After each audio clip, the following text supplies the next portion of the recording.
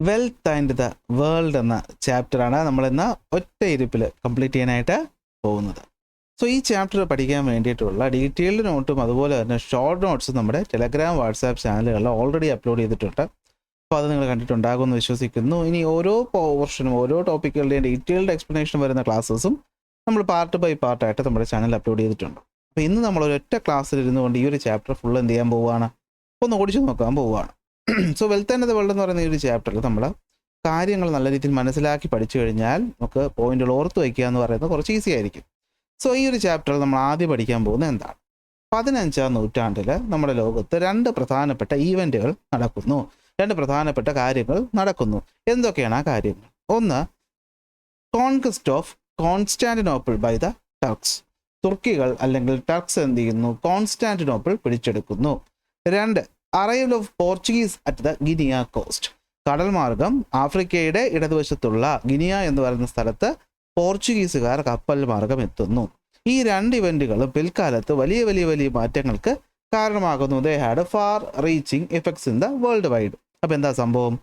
ഈ പറയുന്ന സ്ഥലമാണ് നമ്മുടെ കോൺസ്റ്റാന്റിനോപ്പിൾ എന്ന് പറയുന്നത്. ഓൾറെഡി നമ്മൾ ഒന്നാമത്തെ ചാപ്റ്ററിൽ പഠിച്ചതാണ്. അപ്പോൾ ഈ പറയുന്ന ഇവിടെയാണല്ലോ നമ്മുടെ ഇന്ത്യ വരുന്നത്, ഇവിടെയാണല്ലോ ചൈന വരുന്നത്. അപ്പോൾ ഇന്ത്യയിൽ നിന്നും ചൈനയിൽ നിന്നും ഒക്കെയുള്ള ഈ പറഞ്ഞ വ്യാപാരം നടക്കുന്നത് ഈ ഒരു മാർഗത്തിലൂടെയാണ്.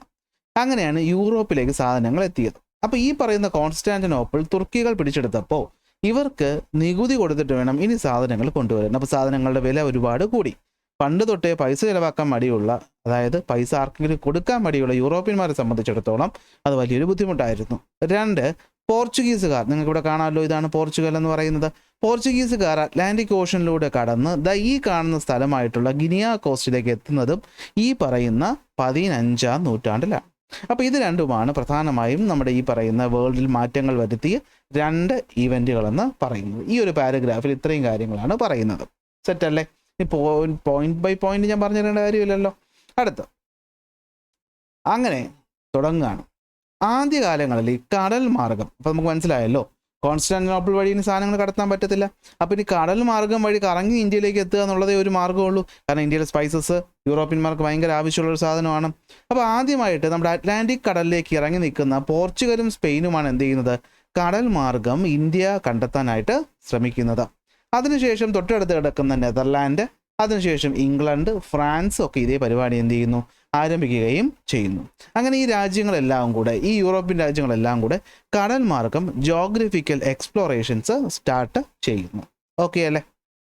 അങ്ങനെ എന്തുകൊണ്ടാണ്, ഇവിടുന്ന് ഒരു ചോദ്യം വരും. Okay, what are the factors that enabled the nations to undertake successful expeditions? കടൽ മാർഗം ഇത്തരം യാത്രകൾ ചെയ്യാനായിട്ട് ഈ പറഞ്ഞ രാജ്യങ്ങൾ പോർച്ചുഗൽ, സ്പെയിന്, നെതർലാൻഡ്, ഇംഗ്ലണ്ട്, ഫ്രാൻസിനെ സഹായിച്ച ഘടകങ്ങൾ ചോദിക്കാം. 2 4 2 ഒരു 3 മാർക്കിനോ 2 മാർക്കിനോ ചോദിക്കാം. എന്തൊക്കെയാണ്? ഒന്ന്, ഇവർ ഓൾറെഡി അറ്റ്ലാന്റിക് കടലിലുള്ള ഒരു ദ്വീപരാജ്യം പോലെ കിടക്കുകയല്ലേ. അപ്പോൾ ഇവർക്ക് കപ്പൽ നിർമ്മിക്കുക എന്നുള്ളത് പണ്ട് തൊട്ടേ ഇവർ പഠിച്ചിട്ടുള്ളൊരു കാര്യമാണ്. അപ്പോൾ അഡ്വാൻസ്ഡ് ഷിപ്പ് ബിൽഡിങ്ങിനുള്ള കപ്പാസിറ്റീസും അതുപോലെ ഈ പറയുന്ന കടൽ മാർഗങ്ങൾ, കടലിലൂടെയുള്ള യാത്രകളുടെ എക്സ്പീരിയൻസും അവരെ ഒരുപാട് ഹെൽപ്പ് ചെയ്തു. കോമ്പസിൻ്റെ കണ്ടെത്തലും നാവിഗേഷൻ ടൂൾസ് ആയിട്ടുള്ള മാപ്പും മറ്റു കാര്യങ്ങളുടെ കണ്ടെത്തലുകളും ഇവർക്ക് ഈ പറയുന്ന എക്സ്പ്ലോറേഷൻസിന് സഹായമായി. പാട്രണേജ് ഓഫ് ദ റൂളേഴ്സ് എന്ന് വെച്ചാൽ രാജാക്കന്മാരുടെ സഹായം അല്ലെങ്കിൽ രാജാക്കന്മാരുടെ സപ്പോർട്ട് ഇതിന് വലിയൊരു ഘടകമാണ്. കാരണം അവർ വലിയ കാശ് കൊടുക്കുന്ന സ്ട്രോങ് മിലിറ്ററി പവർ, പുതിയൊരു രാജ്യത്ത് ചെന്നിറങ്ങി അവിടെ ഉള്ളവരെയൊക്കെ പിടിച്ചെടുക്കാനും അല്ലെങ്കിൽ അവരെയൊക്കെ കീഴ്പ്പെടുത്താനും നല്ലൊരു ആർമി വേണ്ടേ, അത് ഇവർക്കുണ്ടായിരുന്നു. Extensive experience in sea faring, നമ്മളെ കടൽ മാർഗം യാത്ര ചെയ്ത നല്ല എക്സ്പീരിയൻസും അതുപോലെ തന്നെ മാപ്പ് നിർമ്മിക്കാനുള്ള കാർട്ടോഗ്രാഫി സ്കില്ലും അസ്ട്രോണമി, അതായത് ഈ പറയുന്ന ഗ്രഹങ്ങളുടെയൊക്കെ പൊസിഷൻ നോക്കി കടലിലൂടെ നാവിഗേറ്റ് ചെയ്യാനുള്ള കഴിവും ഈ പറയുന്ന രാജ്യങ്ങളെ കടൽ മാർഗം ജോഗ്രഫിക്കൽ എക്സ്പ്ലോറേഷൻസ് നടത്താനായിട്ട് സഹായിച്ചു. ഇതൊരു ഇൻട്രൊഡക്ഷൻ പോലെ വരുന്ന കാര്യമാണ്. അപ്പോൾ ഇപ്പോൾ പഠിച്ച കാര്യങ്ങൾ ഞാൻ ഒന്നുകൂടെ ഒന്ന് പറയുവാണ്, ശ്രദ്ധിച്ച് കേൾക്കണം. എന്താ സംഭവം? 15ാം നൂറ്റാണ്ടായപ്പോഴത്തേക്കും 15th സെഞ്ച്വറി. അപ്പോൾ ഇവിടെ എങ്ങനെ ചോദ്യങ്ങൾ വരും? 15th സെഞ്ച്വറിയിൽ രണ്ട് പ്രധാനപ്പെട്ട ഈവൻറ്റുകൾ നടന്നു. അതെന്ത് പറ്റി? ജോഗ്രഫിക്കൽ എക്സ്പെഡീഷൻസിന് കാരണമായി. എന്തൊക്കെയാണ്? ഒന്ന്, കോൺക്വസ്റ്റ് ഓഫ് ദ കോൺസ്റ്റാന്റിനോപ്പിൾ. അപ്പോൾ കര വഴി ഇനി പറ്റത്തില്ല, അപ്പോൾ കടൽ വഴി പോയേ പറ്റുള്ളൂ. രണ്ട്, പോർച്ചുഗീസുകാർ എവിടെ എത്തി? ഗിനിയ കോസ്റ്റിലെത്തി. എന്ന് വെച്ചാൽ ഈ ഗിനിയ കോസ്റ്റ് എത്തിയപ്പോൾ മനസ്സിലായി തൊട്ട് താഴെയുള്ള ആഫ്രിക്ക കടന്നാൽ ഇന്ത്യയിലെത്താന്നുള്ള അറിവ് അവർക്ക് കിട്ടി. ഇതാണ് ആ രണ്ട് പ്രധാനപ്പെട്ട ഇവൻറ്റുകൾക്ക് പിന്നീട് വലിയ വലിയ കാര്യങ്ങളുണ്ടായിരുന്നു. പെപ്പറിനും മറ്റു കാര്യങ്ങൾക്കും വേണ്ടിയിട്ടാണ് ഇന്ത്യയെ യൂറോപ്പുകാർ എന്ത് ചെയ്തിരുന്നത്, ആശ്രയിച്ചിരുന്നത് എന്ന് മനസ്സിലാക്കുക. ഓക്കെ, അപ്പോൾ ഇപ്പോൾ പറഞ്ഞ കാര്യങ്ങൾ കോൺസ്റ്റന്റിനോപ്പിൾ പ്രൈമറി ട്രേഡ് റൂട്ട് ആയിരുന്നു. അതുവഴിയാണ് ഗുഡ്സ്, പെപ്പർ, മറ്റ് സാധനങ്ങളൊക്കെ ഏഷ്യയിൽ നിന്ന് യൂറോപ്പിലൊക്കെ എത്തിയിരുന്നത്. അപ്പോൾ യൂറോപ്യന്മാർ എന്ത് ചെയ്യുന്നു, നേരെ കിട്ടാതെ വന്നപ്പോഴത്തേക്കും കടൽ മാർഗം ഇവിടെ എത്താനുള്ള മറ്റ് റൂട്ടുകൾക്ക് വേണ്ടി ശ്രമിച്ചു. അങ്ങനെ ഇരിക്കുകയാണ് പോർച്ചുഗീസുകാർ ഗിനിയ കോസ്റ്റിൽ എത്തിയത്. അങ്ങനെ അവർക്ക് ജോഗ്രഫിക്കൽ വോയേജുകൾക്ക് പ്രചോദനമായി. അടുത്ത് നമ്മൾ പഠിച്ചു ഏതൊക്കെ രാജ്യങ്ങളായിരുന്നു ഈ പറയുന്ന ജോഗ്രഫിക്കൽ എക്സ്പെഡീഷൻസ് നടത്തിയിരുന്നത്. പോർച്ചുഗൽ, സ്പെയിൻ, അതുപോലെ തന്നെ പിന്നെ വരുന്നതാണ് ആരൊക്കെ, നെതർലാൻഡ്, ഇംഗ്ലണ്ട്, ഫ്രാൻസ്. അപ്പോൾ എന്തുകൊണ്ടാണ് ഇവർക്ക് ഇതിന് സാധിച്ചത്, കാരണങ്ങൾ നമ്മൾ പറഞ്ഞു. ഇനി ഈ യാത്രയിലോട്ട് നമ്മൾ തുടങ്ങുകയാണ്. ഓക്കെ, അപ്പോൾ യാത്ര തുടങ്ങുകയാണ്. അപ്പോൾ അറ്റ്ലാന്റിക് കടലിൽ ഏറ്റവും കൂടുതൽ പ്രോമിനൻ്റായി നിൽക്കുന്ന രാജ്യം പോർച്ചുഗൽ ആയതുകൊണ്ട് തന്നെ കടൽ മാർഗമുള്ള യാത്രകൾ ആദ്യം തുടങ്ങുന്നത് പോർച്ചുഗലാണ്. പോർച്ചുഗലാണ് ആദ്യമായിട്ട് ഈ പറയുന്ന യൂറോപ്പിൽ നിന്ന് കടൽ വഴി ചെന്ന് മറ്റു ഒരു കോണ്ടിനെൻ്റായ ആഫ്രിക്കയിലെത്തുന്നത് 1415. അവരങ്ങനെ ആദ്യം പിടിച്ചെടുക്കുന്ന പ്രദേശമാണ് സ്യൂട്ട. അപ്പോൾ ഇവിടെ ഈ പറയുന്ന നൈഗർ എന്ന് പറയുന്ന സ്ഥലത്ത് സ്വർണ്ണം ഉണ്ടെന്ന് അറിഞ്ഞിട്ടാണ് ഇവർ ആദ്യം എന്ത് ചെയ്യുന്നത്, ഇങ്ങോട്ട് വരുന്നത് 1415. അതായത് തുർക്കികൾ കോൺസ്റ്റാന്റിനോപ്പിളൊക്കെ പിടിച്ചെടുക്കുന്നതിന് മുന്നേ തന്നെ അവർ കടൽ മാർഗം യാത്രകൾ തുടങ്ങിയിരുന്നു. 1400 എന്ന് പറയുമ്പോൾ 15-ാം നൂറ്റാണ്ട്. ഇവരുടെ അടുത്ത പ്രധാനപ്പെട്ട ചലഞ്ചായിരുന്നു കടൽ വഴി ഈ ബോജദർ എന്ന് പറയുന്ന സ്ഥലത്തെത്തുക എന്നുള്ളത്. കാരണം ഇവിടെ കടൽ ഭയങ്കര വയലൻ്റ് ആയിരുന്നു. അപ്പോൾ കപ്പലിനൊക്കെ അടിച്ചു പൊട്ടിക്കുന്ന കാരണം അവർക്ക് എത്താൻ പറ്റിയില്ല. എങ്കിലും 34 ആയപ്പോഴത്തേക്കും അവരെന്ത് ചെയ്തു, ഇവിടെയും എത്തി. അങ്ങനെ അടുത്തവരെവിടെ എത്തി, ഗിനിയ കോസ്റ്റിലേക്ക് എത്തി. അങ്ങനെ പൊയ്ക്കൊണ്ടിരിക്കുന്ന സമയത്ത് ഇങ്ങനെ വോയേജുകൾ നടന്നുകൊണ്ടിരിക്കുകയാണ്. ഇതെല്ലാം പോർച്ചുഗലിൻ്റെ കാര്യമാണ് ഞാൻ ഈ പറയുന്നത്. ആദ്യം സ്യൂട്ട, ബോജദോർ, ഗിനിയ കോസ്റ്റ്. അടുത്ത് ബർത്തലോമിയോ ഡയസ്, ആ പേര് ഓർത്ത് വെച്ചോണം. ബർത്തലോമിയോ ഡയസ് എന്ത് ചെയ്യുന്നു, 1488 കേപ്പ് ഓഫ് ഗുഡ് ഹോപ്പ് അഥവാ ആഫ്രിക്കയുടെ ഏറ്റവും താഴത്തെ ഭാഗത്ത് എത്തി. പക്ഷേ ഇങ്ങോട്ട് പോകാൻ പറ്റിയില്ല, കാരണം ഇവിടെയാണ് ഇന്ത്യ കിടക്കുന്നത്, അങ്ങോട്ട് പോകാൻ പറ്റിയില്ല. അതിനാര് വന്നു, വാസ്കോ ഡ ഗാമയാണ് പിന്നീട് എന്ത് ചെയ്യുന്നത്, 1498 എന്ത് പറ്റുന്നത്, ഈ പറയുന്ന ഇന്ത്യയിലേക്ക് എത്തുന്നത്. അങ്ങനെയാണ് നമ്മുടെ ഇന്ത്യ കടൽ മാർഗം യൂറോപ്യന്മാർ കണ്ടെത്തുന്നത്. ഇതാണ് ഇവിടെ പറയുന്നത്. അപ്പം നമുക്കിനി കഥ മനസ്സിലായിട്ട് കേൾക്കാൻ എളുപ്പമായിരിക്കുമല്ലോ. The early expeditions of the Europe were in the African continent. ആദ്യമായിട്ട് എക്സ്പെഡീഷൻ തുടങ്ങുന്നത് ആഫ്രിക്കയിലാണ്. നൈഗർ പ്ലെയിനിലെ ഗോൾഡ് ഡെപ്പോസിറ്റ് ആയിരുന്നു അവരുടെ പ്രധാനപ്പെട്ട മോട്ടിവേഷൻ എന്ന് പറയുന്നത്. പോർച്ചുഗീസുകാർ എന്ത് ചെയ്തു, അവരുടെ കോൺക്വസ്റ്റ് ഇനിഷ്യേറ്റ് ചെയ്യുന്നു. 1415 സ്യൂട്ട പ്രദേശം, മൊറോക്കൻ കോസ്റ്റിലെ സ്യൂട്ട പിടിച്ചെടുക്കുന്നു. ഈ സിറ്റി പിന്നീട് അവരുടെ ഗ്രാനറി ആയിട്ട് മാറുന്നു. ഇനി പ്രധാനപ്പെട്ട മറ്റൊരു ചലഞ്ചായിരുന്നു എന്ത്, കേപ്പ് ബോജദോർ ക്രോസ് ചെയ്യുക എന്നുള്ളത്. 34 അതും അവർ സക്സസ്ഫുൾ ആയിട്ട് എന്ത് ചെയ്തു, ക്രോസ് ചെയ്തു. ഇനി അവരെന്ത് പറ്റി, ആഫ്രിക്കൻ പ്ലെയിനിലോട്ട് കൂടുതലായിട്ട് എത്തി. അങ്ങനെ അവർക്ക് ആഫ്രിക്കയിൽ നിന്ന് സ്വർണവും അടിമകളെയും കിട്ടി. അങ്ങനെ ഇതൊരു ഇതൊരു പ്രോഫിറ്റബിൾ ആയിട്ടുള്ള പരിപാടിയാണെന്ന് മനസ്സിലായി. അപ്പോൾ അവരെന്ത് ചെയ്തു, അവരുടെ കൃഷിയും മറ്റു കാര്യങ്ങളൊക്കെ ഈ പറയുന്ന ആഫ്രിക്കയിലോട്ടും അതോടൊപ്പം തന്നെ അറ്റ്ലാന്റിക് സമുദ്രത്തിൽ കാണുന്ന, അറ്റ്ലാന്റിക് സമുദ്രത്തിൽ എന്താ ഈ ഒരു ഭാഗത്ത് കണ്ടോ, ഇത് ആഫ്രിക്കയാണ്, ഈ ഭാഗത്ത് കാണുന്ന ചെറിയ ഐലൻഡുകളിലോട്ടും അവരെന്ത് ചെയ്തു, അവരുടെ ഈ പറഞ്ഞ ചെറിയ ഇതൊക്കെ വെഞ്ചേഴ്സ് തുടങ്ങി. Colonies nearby island in the Atlantic. അങ്ങനെ ആഫ്രിക്ക എന്ന് പറയുന്നത് ആദ്യത്തെ ഒരു കോളനിയായിട്ട് മാറുന്നു. പിന്നീട് പിൽക്കാലത്ത് മറ്റു രാജ്യങ്ങളും ഇവിടേക്ക് എത്തുന്നു. സെറ്റല്ലേ, മനസ്സിലാവുമല്ലോ, സംശയമൊന്നുമില്ലല്ലോ. അടുത്ത് 88 Bartholomew Dias cape of good ഹോപ്പിൽ എത്തുന്നു, ആഫ്രിക്കയുടെ സദേൺ ടിപ്പ്. പക്ഷേ ഇന്ത്യയിലോട്ട് എത്താനായിട്ട് സാധിച്ചില്ല, തിരിച്ചുപോയി. പിന്നീട് 1498 വാസ്കോ ഡ ഗാമയാണ് എന്ത് ചെയ്യുന്നത്, ഈ പറയുന്ന യൂറോപ്പ് അല്ലെങ്കിൽ ഈ പറയുന്ന ആഫ്രിക്ക, യൂറോപ്പിൽ നിന്ന് സ്റ്റാർട്ട് ചെയ്ത് ആഫ്രിക്ക കറങ്ങി എവിടെ എത്തുന്നത്, നമ്മുടെ കോഴിക്കോട് കാപ്പാട് ബീച്ചിലേക്ക് എത്തുന്നത്. അങ്ങനെയാണ് ഇന്ത്യയിൽ യൂറോപ്യന്മാർ കടൽ മാർഗം എത്തുന്നത്. അടുത്ത് സ്പെയിനിൻ്റെ കാര്യമാണ്. അപ്പോൾ സ്പെയിൻ എന്ന് പറയുന്നത് ഇവിടെ കിടക്കുക. അപ്പോൾ സ്പെയിനിൽ ഈ പറയുന്ന ഫെർഡിനൻഡ് എന്ന് പറയുന്ന രാജാവും ഇസബല്ല എന്ന് പറയുന്ന രാജ്ഞിക്കും ഈ പറയുന്ന കടൽ മാർഗം പോയി സ്ഥലങ്ങളൊക്കെ കണ്ടുപിടിക്കുന്നത് ഇഷ്ടപ്പെട്ട പരിപാടിയാണ്. പക്ഷെ അവർ പോയില്ല. അവരെന്ത് ചെയ്തു, അവർ ക്രിസ്റ്റഫർ കൊളംബസ് എന്ന് പറയുന്ന ഒരാളെ പിടിച്ചിട്ട് എന്ത് ചെയ്തു, യാത്രയ്ക്ക് അയച്ചു. അങ്ങനെ ക്രിസ്റ്റഫർ കൊളംബസ് എന്ത് ചെയ്യുന്നു, യാത്ര തിരിക്കുന്നു.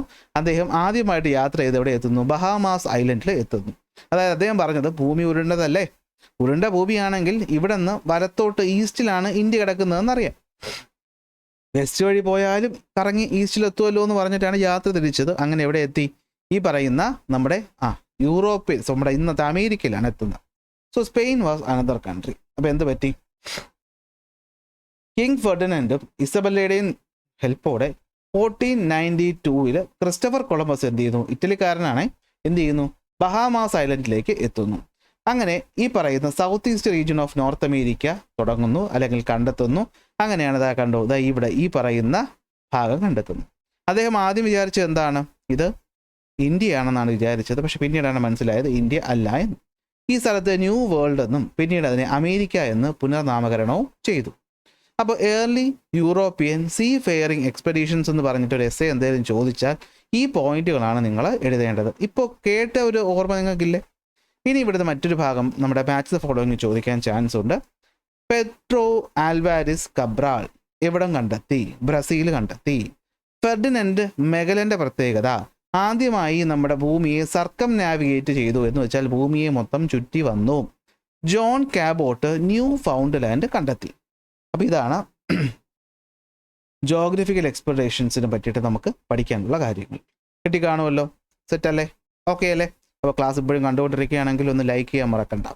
അടുത്ത ടോപ്പിക് എന്ന് പറഞ്ഞു കഴിഞ്ഞാൽ ഇങ്ങനെ കുറേ യാത്രകൾ നടത്തിയത് കാരണം ഉണ്ടായ കോൺസിക്വൻസസ് എന്താണ്? അടുത്ത എസ്സേ ചോദ്യമാണ് ഇത്. ജോഗ്രഫിക്കൽ എക്സ്പ്ലോറേഷൻസ് കാരണം ഉണ്ടായ കോൺസിക്വൻസസ് എന്തൊക്കെയായിരിക്കും? ഒന്നാമത്തെ ചാപ്റ്റർ നമ്മൾ പഠിച്ചു, മെഡിറ്ററേനിയൻ കടൽ വഴിയാണ് ട്രേഡ് നടന്നുകൊണ്ടിരുന്നത്. അപ്പോൾ തുർക്കികൾ കോൺസ്റ്റാന്റിനോപ്പിൾ പിടിച്ചെടുത്തു. അപ്പോൾ മെഡിറ്ററേനിയൻ വഴി കാര്യങ്ങളൊക്കെ നടന്നുകൊണ്ടിരുന്നു. ഇപ്പം എന്താ, അറ്റ്ലാന്റിക് വഴി സ്വതന്ത്രമായ റൂട്ട് യൂറോപ്യന്മാർക്ക് കിട്ടി. അപ്പോൾ ഇനി മെഡിറ്ററേനിയൻ കടന്ന് പിടിക്കേണ്ട ആവശ്യമുണ്ടോ? ഇല്ല. അങ്ങനെ അറ്റ്ലാന്റിക് കോസ്റ്റ് എന്ന് പറയുന്നത് പുതിയ ട്രേഡ് റൂട്ടായിട്ട് മാറി. അങ്ങനെ യൂറോപ്പിനെ അമേരിക്കയുമായും ഏഷ്യയുമായും ആഫ്രിക്കയുമായും കണക്ട് ചെയ്യുന്ന കോമൺ റൂട്ടായി അറ്റ്ലാന്റിക് ഓഷൻ മാറി. മെഡിറ്ററേനിയൻ റൂട്ടിൻ്റെ ഡിക്ലൈൻ സംഭവിച്ചു. അടുത്ത് രാജ്യങ്ങൾ എത്തിയപ്പോഴത്തേക്കും ഈ യൂറോപ്യന്മാരെത്തിയ അമേരിക്ക ആയിക്കോട്ടെ, ഇന്ത്യ ആയിക്കോട്ടെ, അല്ലെങ്കിൽ ആഫ്രിക്ക ആയിക്കോട്ടെ, ഒട്ടും പരിഷ്കാരം ഇല്ലാത്ത രാജ്യമാണ്. അപ്പോൾ അവർക്ക് വളരെ ഈസി ആയിട്ട് ഈ സ്ഥലങ്ങൾ പിടിച്ചെടുക്കാൻ പറ്റി. അങ്ങനെ അമേരിക്കയുടെയും ആഫ്രിക്കയുടെയും ഏഷ്യയുടെയും ഭാഗം യൂറോപ്യന്മാരുടെ കോളനികളായിട്ട് മാറി. അടുത്ത് മര്യാദയ്ക്ക് ട്രേഡ് നടത്തി പോകണമെന്നല്ല അവർ തീരുമാനിച്ചത്. അവർക്ക് അവിടുത്തെ മൊണോപ്പൊളി പിടിച്ചെടുക്കണമായിരുന്നു.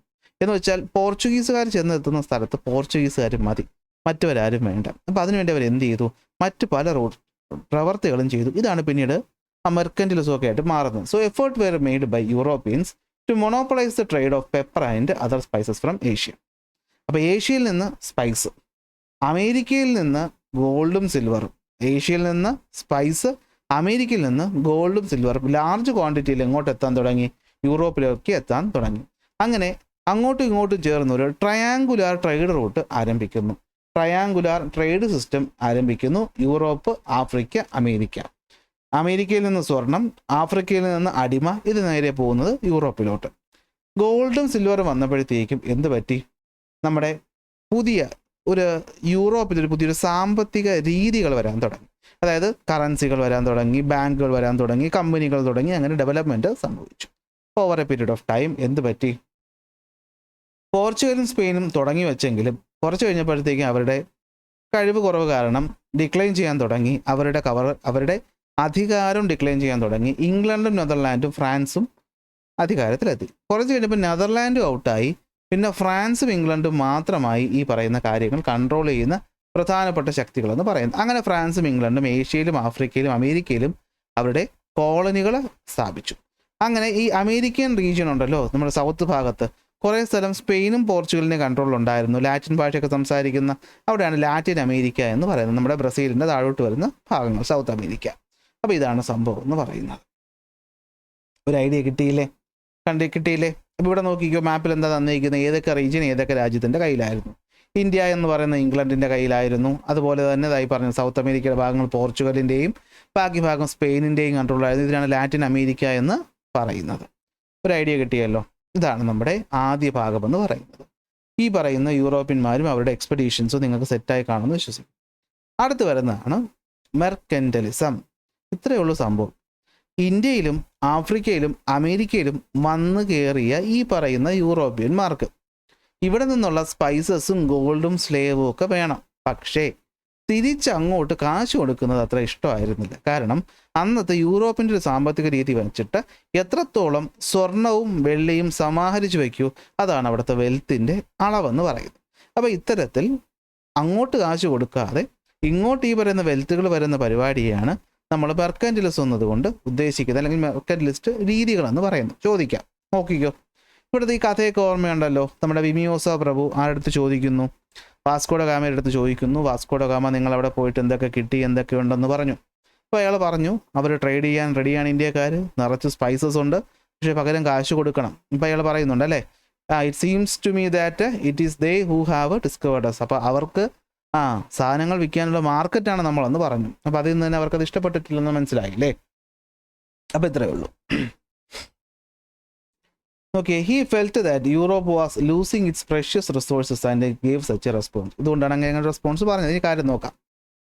എന്താണ് concept of mercantilism? Okay, the concept of mercantilism is an economic policy where nations aimed to accumulate wealth primarily gold and silver through trade and other means. ഇതാണ് വാട്ട് ഈസ് മെർക്കന്റിലിസം എന്ന് ചോദിച്ചാൽ നിങ്ങൾ എഴുതേണ്ട point.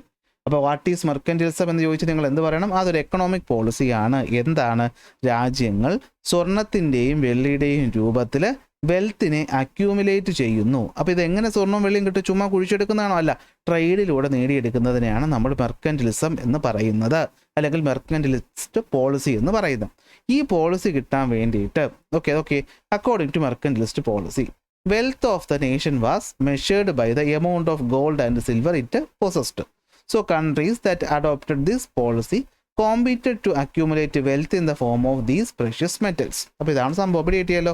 അപ്പോൾ സ്വർണത്തിൻ്റെയും വെള്ളിയുടെയും രൂപത്തിൽ രാജ്യം, ഇപ്പോൾ നമ്മൾ അതിനെ പൈസ കൂട്ടി, പൈസ ചിലർക്ക് ബാങ്ക് അക്കൗണ്ടിൽ എത്രത്തോളം കാശ് കിടക്കുന്നു എന്നുള്ളതാണല്ലോ വെൽത്തിൻ്റെ ഒരു രീതി. അപ്പോൾ അതുപോലെ ഇതാണ് മെർക്കന്റിലിസം എന്ന് പറയുന്നത്. അപ്പോൾ മെർക്കന്റിലിസം എന്ന് വെച്ചാൽ ചോദിക്കാൻ നല്ല ചാൻസ് ഉള്ളൊരു ചോദ്യമാണ്. അപ്പോൾ എന്താ മെർക്കന്റിലിസം? അതൊരു എക്കണോമിക് പോളിസിയാണ്. അവിടെ എന്ത് ചെയ്യുന്നു? രാജ്യങ്ങൾ സ്വർണത്തിൻ്റെയും വെള്ളിയുടെയും രൂപത്തിൽ വെൽത്ത് അക്യൂമുലേറ്റ് ചെയ്യാൻ ശ്രമിക്കുന്നു. ഇതാണ് മെർക്കന്റിലിസം. മെർക്കന്റിലിസമുള്ള ആൾക്കാർ എന്ത് ചെയ്യുന്നു? പരസ്പരം മത്സരിച്ചു. എന്തിന്? മാക്സിമം വെൽത്ത് ഈ പറയുന്ന ട്രേഡുകളിലൂടെ കിട്ടാനായിട്ട്. അപ്പോൾ ഈ പ്രധാനപ്പെട്ട ഒരു ക്യാരക്ടറിസ്റ്റിക് എന്ന് വെച്ചാൽ എന്തായിരിക്കും? Prevent nations wealth by reducing import and increasing export. അപ്പോൾ എങ്ങനെയാണ് ഇത് കൂട്ടുന്നത്? ഞാൻ പറഞ്ഞില്ലേ, കൊടുക്കാൻ ഇഷ്ടമല്ല. അപ്പോൾ മാക്സിമം എന്ത് ചെയ്യണം? നമ്മളെ സാധനങ്ങൾ അങ്ങോട്ട് വിറ്റഴിക്കണം. പക്ഷെ അവരുടെ സാധനങ്ങൾ എന്ത് ചെയ്യരുത്? നമ്മളധികം വാങ്ങിക്കൂട്ടരുത്. നമ്മൾ പൈസ കൊടുത്ത് വാങ്ങരുത്. അപ്പോൾ പൈസ നമുക്ക് അപ്പോഴല്ലേ കൂടത്തുള്ളൂ. പിശുക്ക്, അതാണ് സിമ്പിൾ എന്ന് പറയുന്നത്. സെറ്റല്ലേ? മെർക്കന്റിലിസം സെറ്റല്ലേ? അപ്പോൾ ഈ മെർക്കന്റിലിസത്തിൻ്റെ ഭാഗമായിട്ട് ഈ പറയുന്ന രാജ്യങ്ങൾ എടുത്ത പോളിസിയാണ് നമ്മൾ എന്ത് പറയുന്നത്? Colonial policy. അപ്പോൾ ഒരു ഐഡിയ കിട്ടിയോ? ആദ്യം സാധനങ്ങൾ കിട്ടാൻ വേണ്ടി കടൽ മാർഗം അവിടെ എത്തിക്കഴിഞ്ഞപ്പോൾ, സാധനങ്ങൾ കിട്ടിക്കഴിഞ്ഞപ്പോൾ പൈസ കൊടുക്കാൻ മടിയായപ്പോൾ അവരെന്ത് ചെയ്തു? മറ്റേതൊക്കെ മാർഗത്തിലൂടെ ഇവിടെ നിന്ന് വെൽത്ത് എടുക്കാം എന്നവർ തീരുമാനിച്ചു. അങ്ങനെ പ്രധാനമായിട്ടും പോർച്ചുഗൽ എടുത്ത രീതി എന്താണെന്ന് വെച്ച് കഴിഞ്ഞാൽ മൊണോപ്പൊളി പിടിച്ചെടുക്കുക എന്നുള്ളതാണ്. അതായത് ഇപ്പോൾ ഒരു രാജ്യത്ത് അവർ ഇന്ത്യയിലെത്തിയപ്പോൾ ഇന്ത്യയിൽ അറബികളുണ്ട്, മറ്റ് രാജ്യക്കാരുണ്ട്. അപ്പോൾ ഇവരെല്ലാവരും വരുമ്പോൾ മത്സരം വരുമ്പോൾ സാധനങ്ങളുടെ വില കൂടും. അപ്പോൾ മത്സരം ഒഴിവാക്കാനുള്ള ഏറ്റവും നല്ല മാർഗ്ഗം എന്താണ്? മറ്റാരും ഇവിടെ ഉണ്ടാവരുത്, അവരെയൊക്കെ ഇല്ലാണ്ടാക്കുക, അവരെയൊക്കെ ഇങ്ങോട്ട് വരുത്താതിരിക്കുക. അതാണ് പറയുന്നത് കൊളോണിയൽ പോളിസി. അപ്പോൾ എന്തായാലും കൊളോണിയൽ പോളിസി മെർക്കന്റിലിസത്തിൻ്റെ ഭാഗമായിട്ട് കൊളോണികൾ അല്ലെങ്കിൽ കോളനികൾ ഉണ്ടാക്കിയ രാജ്യങ്ങൾ സ്വീകരിച്ച policies and strategies employed by the colonial powers. എന്തിനാണ്? Extract wealth from the colonies, wealth maximum എടുക്കുക. അപ്പോൾ പ്രൈമറി എയിം എന്തായിരുന്നു പോർച്ചുഗലിൻ്റെത്? Break Asian spice trade monopoly of the Arab and secure control over it. ഒന്നാമത്തെ ലക്ഷ്യം പോർച്ചുഗലുകാരുടെ എന്തായിരുന്നു? അറബികളെ പുറത്താക്കുക. So trade in the colonies become monopoly of the Portuguese king. അങ്ങനെ എന്താവണം? ട്രേഡ് എന്ന് പറയുന്നത് പോർച്ചുഗീസ് രാജാവിൻ്റെ മാത്രം കുത്തകയായിട്ട് മാറണം. അതിനുവേണ്ടി അവർ എന്ത് ചെയ്തു? മറ്റ് യൂറോപ്യന്മാർ ഇവിടെ എത്തുന്നതും പ്രിവെൻറ്റ് ചെയ്തു. അറബികളെ ഇവിടുന്ന് തുരത്താനും ശ്രമിച്ചു. നമ്മുടെ ചരിത്രം നോക്കുമ്പോഴേ അങ്ങനെയാണ്. ആദ്യം വന്നിട്ട് കോഴിക്കോട് വന്നിട്ട് സാമൂതിരിയുടെ അടുത്ത് പറയും അറബികളെ പുറത്താക്കണം. അപ്പോൾ സാമൂതിരി ഇറങ്ങിപ്പോടാന്ന് പറയും. അപ്പോൾ അപ്പോഴാണ് തൊട്ടടുത്ത് പോയിട്ട് എന്ത് ചെയ്യുന്നത്? അടുത്ത രാജാവിനായിട്ട് കോലത്തിരിയായിട്ട് കാണുന്നത്. അങ്ങനെയാണ് സംഭവം നടക്കുന്നത്. അപ്പോൾ അതുകൊണ്ട് തന്നെ ഒരു എക്സാമ്പിളാണ് പറയുന്നത്. നോൺ പോർച്ചുഗീസുകാർ അവർ കപ്പലിൽ പോലും കയറ്റത്തില്ലായിരുന്നു. അപ്പോൾ ഇതാണ് പോർച്ചുഗലിൻ്റെ കാര്യം. ഇനി സ്പെയിനിൻ്റെ കൊളോണിയൽ പോളിസി എന്താണെന്ന് വെച്ച് കഴിഞ്ഞാൽ, സ്പെയിനും ഈ പറയുന്ന പോർച്ചുഗലിനെ പോലെ രാജാവിൻ്റെ അതോറിറ്റി തന്നെയായിരുന്നു. ഇവർ പ്രധാനമായിട്ട് ലക്ഷ്യം വെച്ചത് ഗോൾഡും സിൽവറും എന്ത് ചെയ്യുക? അമേരിക്കയിൽ നിന്ന് എത്തിയിട്ട് അവരുടെ രാജ്യത്തിനെ എന്ത് ചെയ്യുക? വിപുലീകരിക്കുക. അപ്പോൾ പോർച്ചുഗലുകാർ ഇന്ത്യയിൽ നിന്ന് സ്പൈസ് എടുക്കുക, സ്പെയിൻകാർ അമേരിക്കയിൽ നിന്ന് ഗോൾഡ് എടുക്കുക. ഇതാണ് ഇവർ തമ്മിലുള്ള ചെറിയൊരു വ്യത്യാസം എന്ന് പറയുന്നത്. രണ്ടുപേരുടെയും കൺട്രോളിങ് പവർ രാജാവായിരുന്നു. വ്യത്യാസം വരുന്നത് ഡച്ചും ഇംഗ്ലണ്ടും ചെറിയൊരു വ്യത്യാസം ഉണ്ടായിരുന്നു. അപ്പോൾ ആദ്യം എത്തിയ പോർച്ചുഗലും സ്പെയിനും, അവർ പോർച്ചുഗീസുകാർ ഇന്ത്യയിൽ നിന്ന് സ്പൈസ് എടുക്കാൻ തീരുമാനിച്ചു, അതിൻ്റെ മൊണോപ്പൊളി പിടിച്ചെടുത്ത് വെൽത്ത് കൂട്ടാൻ തീരുമാനിച്ചു. സ്പെയിൻകാർ ഡയറക്റ്റായിട്ട് എന്താണ്? ഗോൾഡും സിൽവറും തന്നെ അവിടെ നിന്ന് എക്സ്ട്രാക്ട് ചെയ്തെടുക്കാമെന്ന് തീരുമാനിച്ചു. ഡച്ചും ഇംഗ്ലണ്ടും ഇതേ പരിപാടി തന്നെയാണ് ചെയ്തത്. പക്ഷേ ഒരു പ്രശ്നമുണ്ട്, അവിടെ രാജാവിൻ്റെ ഡയറക്റ്റ് കൺട്രോൾ ആയിരുന്നില്ല. അവർ ജോയിൻറ്റ് സ്റ്റോക്ക് കമ്പനികൾ വഴിയാണ് ഈ കാര്യം നടത്തിയത്. So the Dutch and England conduct their colonial trade to joint stock companies. അപ്പോൾ എന്താ പറ്റിയെന്ന് വെച്ച് കഴിഞ്ഞാൽ ഈ ജോയിൻറ്റ് സ്റ്റോക്ക് കമ്പനി എന്ന് പറയുമ്പോൾ അത് ആരുടെയും സ്വന്തമല്ല. അപ്പോൾ ആർക്കും അവിടെ നിന്ന് കിട്ടിയ വെൽത്തിനെടുത്ത് തന്നിഷ്ടം പോലെ ഉപയോഗിക്കാനും പറ്റത്തില്ല. അപ്പോൾ എന്താ വഴിയെന്ന് വെച്ച് കഴിഞ്ഞാൽ അവർ ആ പൈസ സ്വീകരിച്ച് അല്ലെങ്കിൽ എന്ത് ചെയ്യും, സേവ് ചെയ്ത് വയ്ക്കും. സ്പെയിനും പോർച്ചുഗലും രാജാവായതുകൊണ്ട് തന്നെ എന്ത് പറ്റി, ഈ വെൽത്ത് അവർ രാജ്യത്തിൻ്റെ മുഖം മിനുക്കാനും ചിലവാക്കാനും വേണ്ടി പൈസ ചിലവാക്കി കളഞ്ഞു. പക്ഷേ ഇംഗ്ലണ്ടും നെതർലാൻഡും ആ പൈസ എന്ത് ചെയ്തു, വീണ്ടും ബിസിനസ്സിൽ ഇൻവെസ്റ്റ് ചെയ്തു. അപ്പോൾ കുറച്ച് കഴിഞ്ഞപ്പോൾ നിങ്ങൾക്ക് മനസ്സിലായി കാണുമല്ലോ, ആദ്യം എത്തിയ പോർച്ചുഗലും സ്പെയിനും കുറച്ച് മുമ്പ് ഞാൻ പറഞ്ഞു അവർ ഡിക്ലൈൻ ചെയ്തിട്ട് ഇംഗ്ലണ്ടും ഫ്രാൻസും ഒക്കെ മുമ്പിലെത്തി. എന്തുകൊണ്ടാണ്? ഇംഗ്ലണ്ടും ഫ്രാൻസും ജോയിൻറ്റ് സ്റ്റോക്ക് കമ്പനികൾ വഴി കാര്യങ്ങൾ നീക്കിയപ്പോൾ സ്പെയിനും അതുപോലെ തന്നെ ഈ പറയുന്ന പോർച്ചുഗലും രാജാവിൻ്റെ കൺട്രോളിലായിരുന്നു. അപ്പോൾ ഇതാ പറ്റിയത്. The reinvestment substantially contributed to the growth of the industries in England playing crucial role in economic development അല്ലേ. അപ്പോൾ അവിടെ വന്ന കാശുകൾ അവർ ബിസിനസ്സിൽ ഇൻവെസ്റ്റ് ചെയ്തു, വ്യാവസായിക ശാലകൾ നിർമ്മിച്ചു, അങ്ങനെ വ്യാവസായികമായിട്ട് അവർ മുമ്പിലെത്തി. അങ്ങനെയാണ് ഇൻഡസ്ട്രിയൽ റവല്യൂഷൻ വരുന്നത്. ഓക്കെ, നെക്സ്റ്റ് ഈ പറയുന്ന കൊളോണിയൽ പോളിസികൾ എങ്ങനെയാണ് അവിടെ ഉണ്ടായിരുന്ന നേറ്റീവ്സിനെ അഫക്റ്റ് ചെയ്തതെന്ന് ഒരു ചോദ്യം വന്നാൽ നിങ്ങൾക്ക് സ്വന്തമായിട്ട് പോലും ഇതിൻ്റെ ഉത്തരം എഴുതാൻ പറ്റും. അല്ല, ഇതൊന്നും പഠിച്ചില്ലെങ്കിൽ പോലും നിങ്ങൾക്ക് എഴുതാൻ പറ്റും. കാരണം എന്താ, യൂറോപ്യന്മാർ എന്താ ചെയ്തത്, വെൽത്ത് കോളനികളിൽ നിന്നെടുത്തു, അതെങ്ങോട്ട് കൊടുത്തു, യൂറോപ്യൻ രാജ്യങ്ങളിലോട്ട് കൊടുത്തു. നേറ്റീവ്സിന് എക്കണോമിക്കലും പൊളിറ്റിക്കലുമായിട്ടുള്ള അവകാശങ്ങൾ സ്വന്തം നാട്ടിൽ നഷ്ടപ്പെട്ടു. നമ്മുടെ ഇന്ത്യക്കാർക്ക് പറ്റിയത് ഇൻഡിജീനിയസ് കൾച്ചറും എല്ലാ കാര്യങ്ങളും അവസാനിച്ചു. വെസ്റ്റേൺ ലൈഫ് സ്റ്റൈൽ നമ്മുടെ അകത്തേക്ക് അടിച്ചേൽപ്പിച്ചു. Christianity was propagated in the colonial റീജിയൻസും. ക്രിസ്തു മതം എന്ത് ചെയ്തു, ഇങ്ങോട്ട് കൊണ്ടുവന്നതും അവർ തന്നെയാണ്. ഇങ്ങോട്ടെന്ന് വെച്ചാൽ ഇന്ത്യ അല്ലെങ്കിൽ ഏഷ്യ, ആഫ്രിക്ക, അമേരിക്ക, 3 സ്ഥലമാണ് പറയുന്നത്. അപ്പോൾ നേറ്റീവ്സിനെ എങ്ങനെയാണ് കൊളോണിയലിസം അഫക്റ്റ് ചെയ്തത്? നല്ലൊരു ചോദ്യമല്ലേ. അപ്പോൾ നിങ്ങൾ പറയുമല്ലോ എങ്ങനെയാണ്, വെൽത്ത് കയ്യിൽ നിന്ന് പോയി, പൊളിറ്റിക്കലും അതുപോലെ എക്കണോമിക്കലും അവകാശങ്ങൾ കയ്യിൽ നിന്ന് പോയി, അവരുടെ കൾച്ചർ നശിച്ചു, വെസ്റ്റേൺ ലൈഫ് സ്റ്റൈൽ അടിച്ചേൽപ്പിച്ചു, അതുപോലെ തന്നെ ക്രിസ്തു മതവും ഇങ്ങോട്ട് കൊണ്ടുവന്നത് ഇവരാണ്. അത് അടിച്ചേൽപ്പിച്ചു എന്നൊരു വാക്ക് ഞാൻ പറയുന്നില്ല, അത് തെറ്റാണ്, അതുകൊണ്ട് പറയുന്നില്ല. ഓക്കെ, അങ്ങനെ കാര്യങ്ങൾ മാറി തുടങ്ങി. അങ്ങനെ രാജ്യങ്ങളിൽ ഇവരുടെ മേൽക്കോയ്മ എത്തി. അങ്ങനെ നടന്നുകൊണ്ടിരിക്കുന്ന സമയത്ത് വന്ന പുതിയൊരു വ്യാവസായിക രീതിയാണ് മെർച്ചൻ്റ് ക്യാപിറ്റലിസം എന്ന് പറയുന്നത്. അപ്പോൾ എന്താണ് മെർച്ചൻ്റ് ക്യാപിറ്റലിസം എന്ന് വെച്ച് കഴിഞ്ഞാൽ, നമ്മൾ നേരത്തെ പറഞ്ഞു ഇംഗ്ലണ്ടും അതുപോലെ തന്നെ ഏതാണ് നമ്മുടെ സ്പെയിനും രാജാവിൻ്റെ കീഴിലായിരുന്നു കാര്യങ്ങൾ ചെയ്തുകൊണ്ടിരുന്നപ്പോൾ നമ്മുടെ ഡച്ചും, ഇംഗ്ലണ്ടല്ലേ ഞാൻ പറയും, പോർച്ചുഗലും സ്പെയിനും മാറിപ്പോയി. അപ്പോൾ ഇംഗ്ലണ്ടും ഡച്ചും ഒക്കെ എന്താ ചെയ്തത്, ജോയിൻറ്റ് സ്റ്റോക്ക് കമ്പനികൾ ഉണ്ടാക്കി. അപ്പോൾ കമ്പനികൾ വളർന്നു എന്ന് വെച്ച് കഴിഞ്ഞാൽ ഇവിടെ ഇൻഡസ്ട്രികൾ വളർന്നു തുടങ്ങുന്ന സമയമാണ്.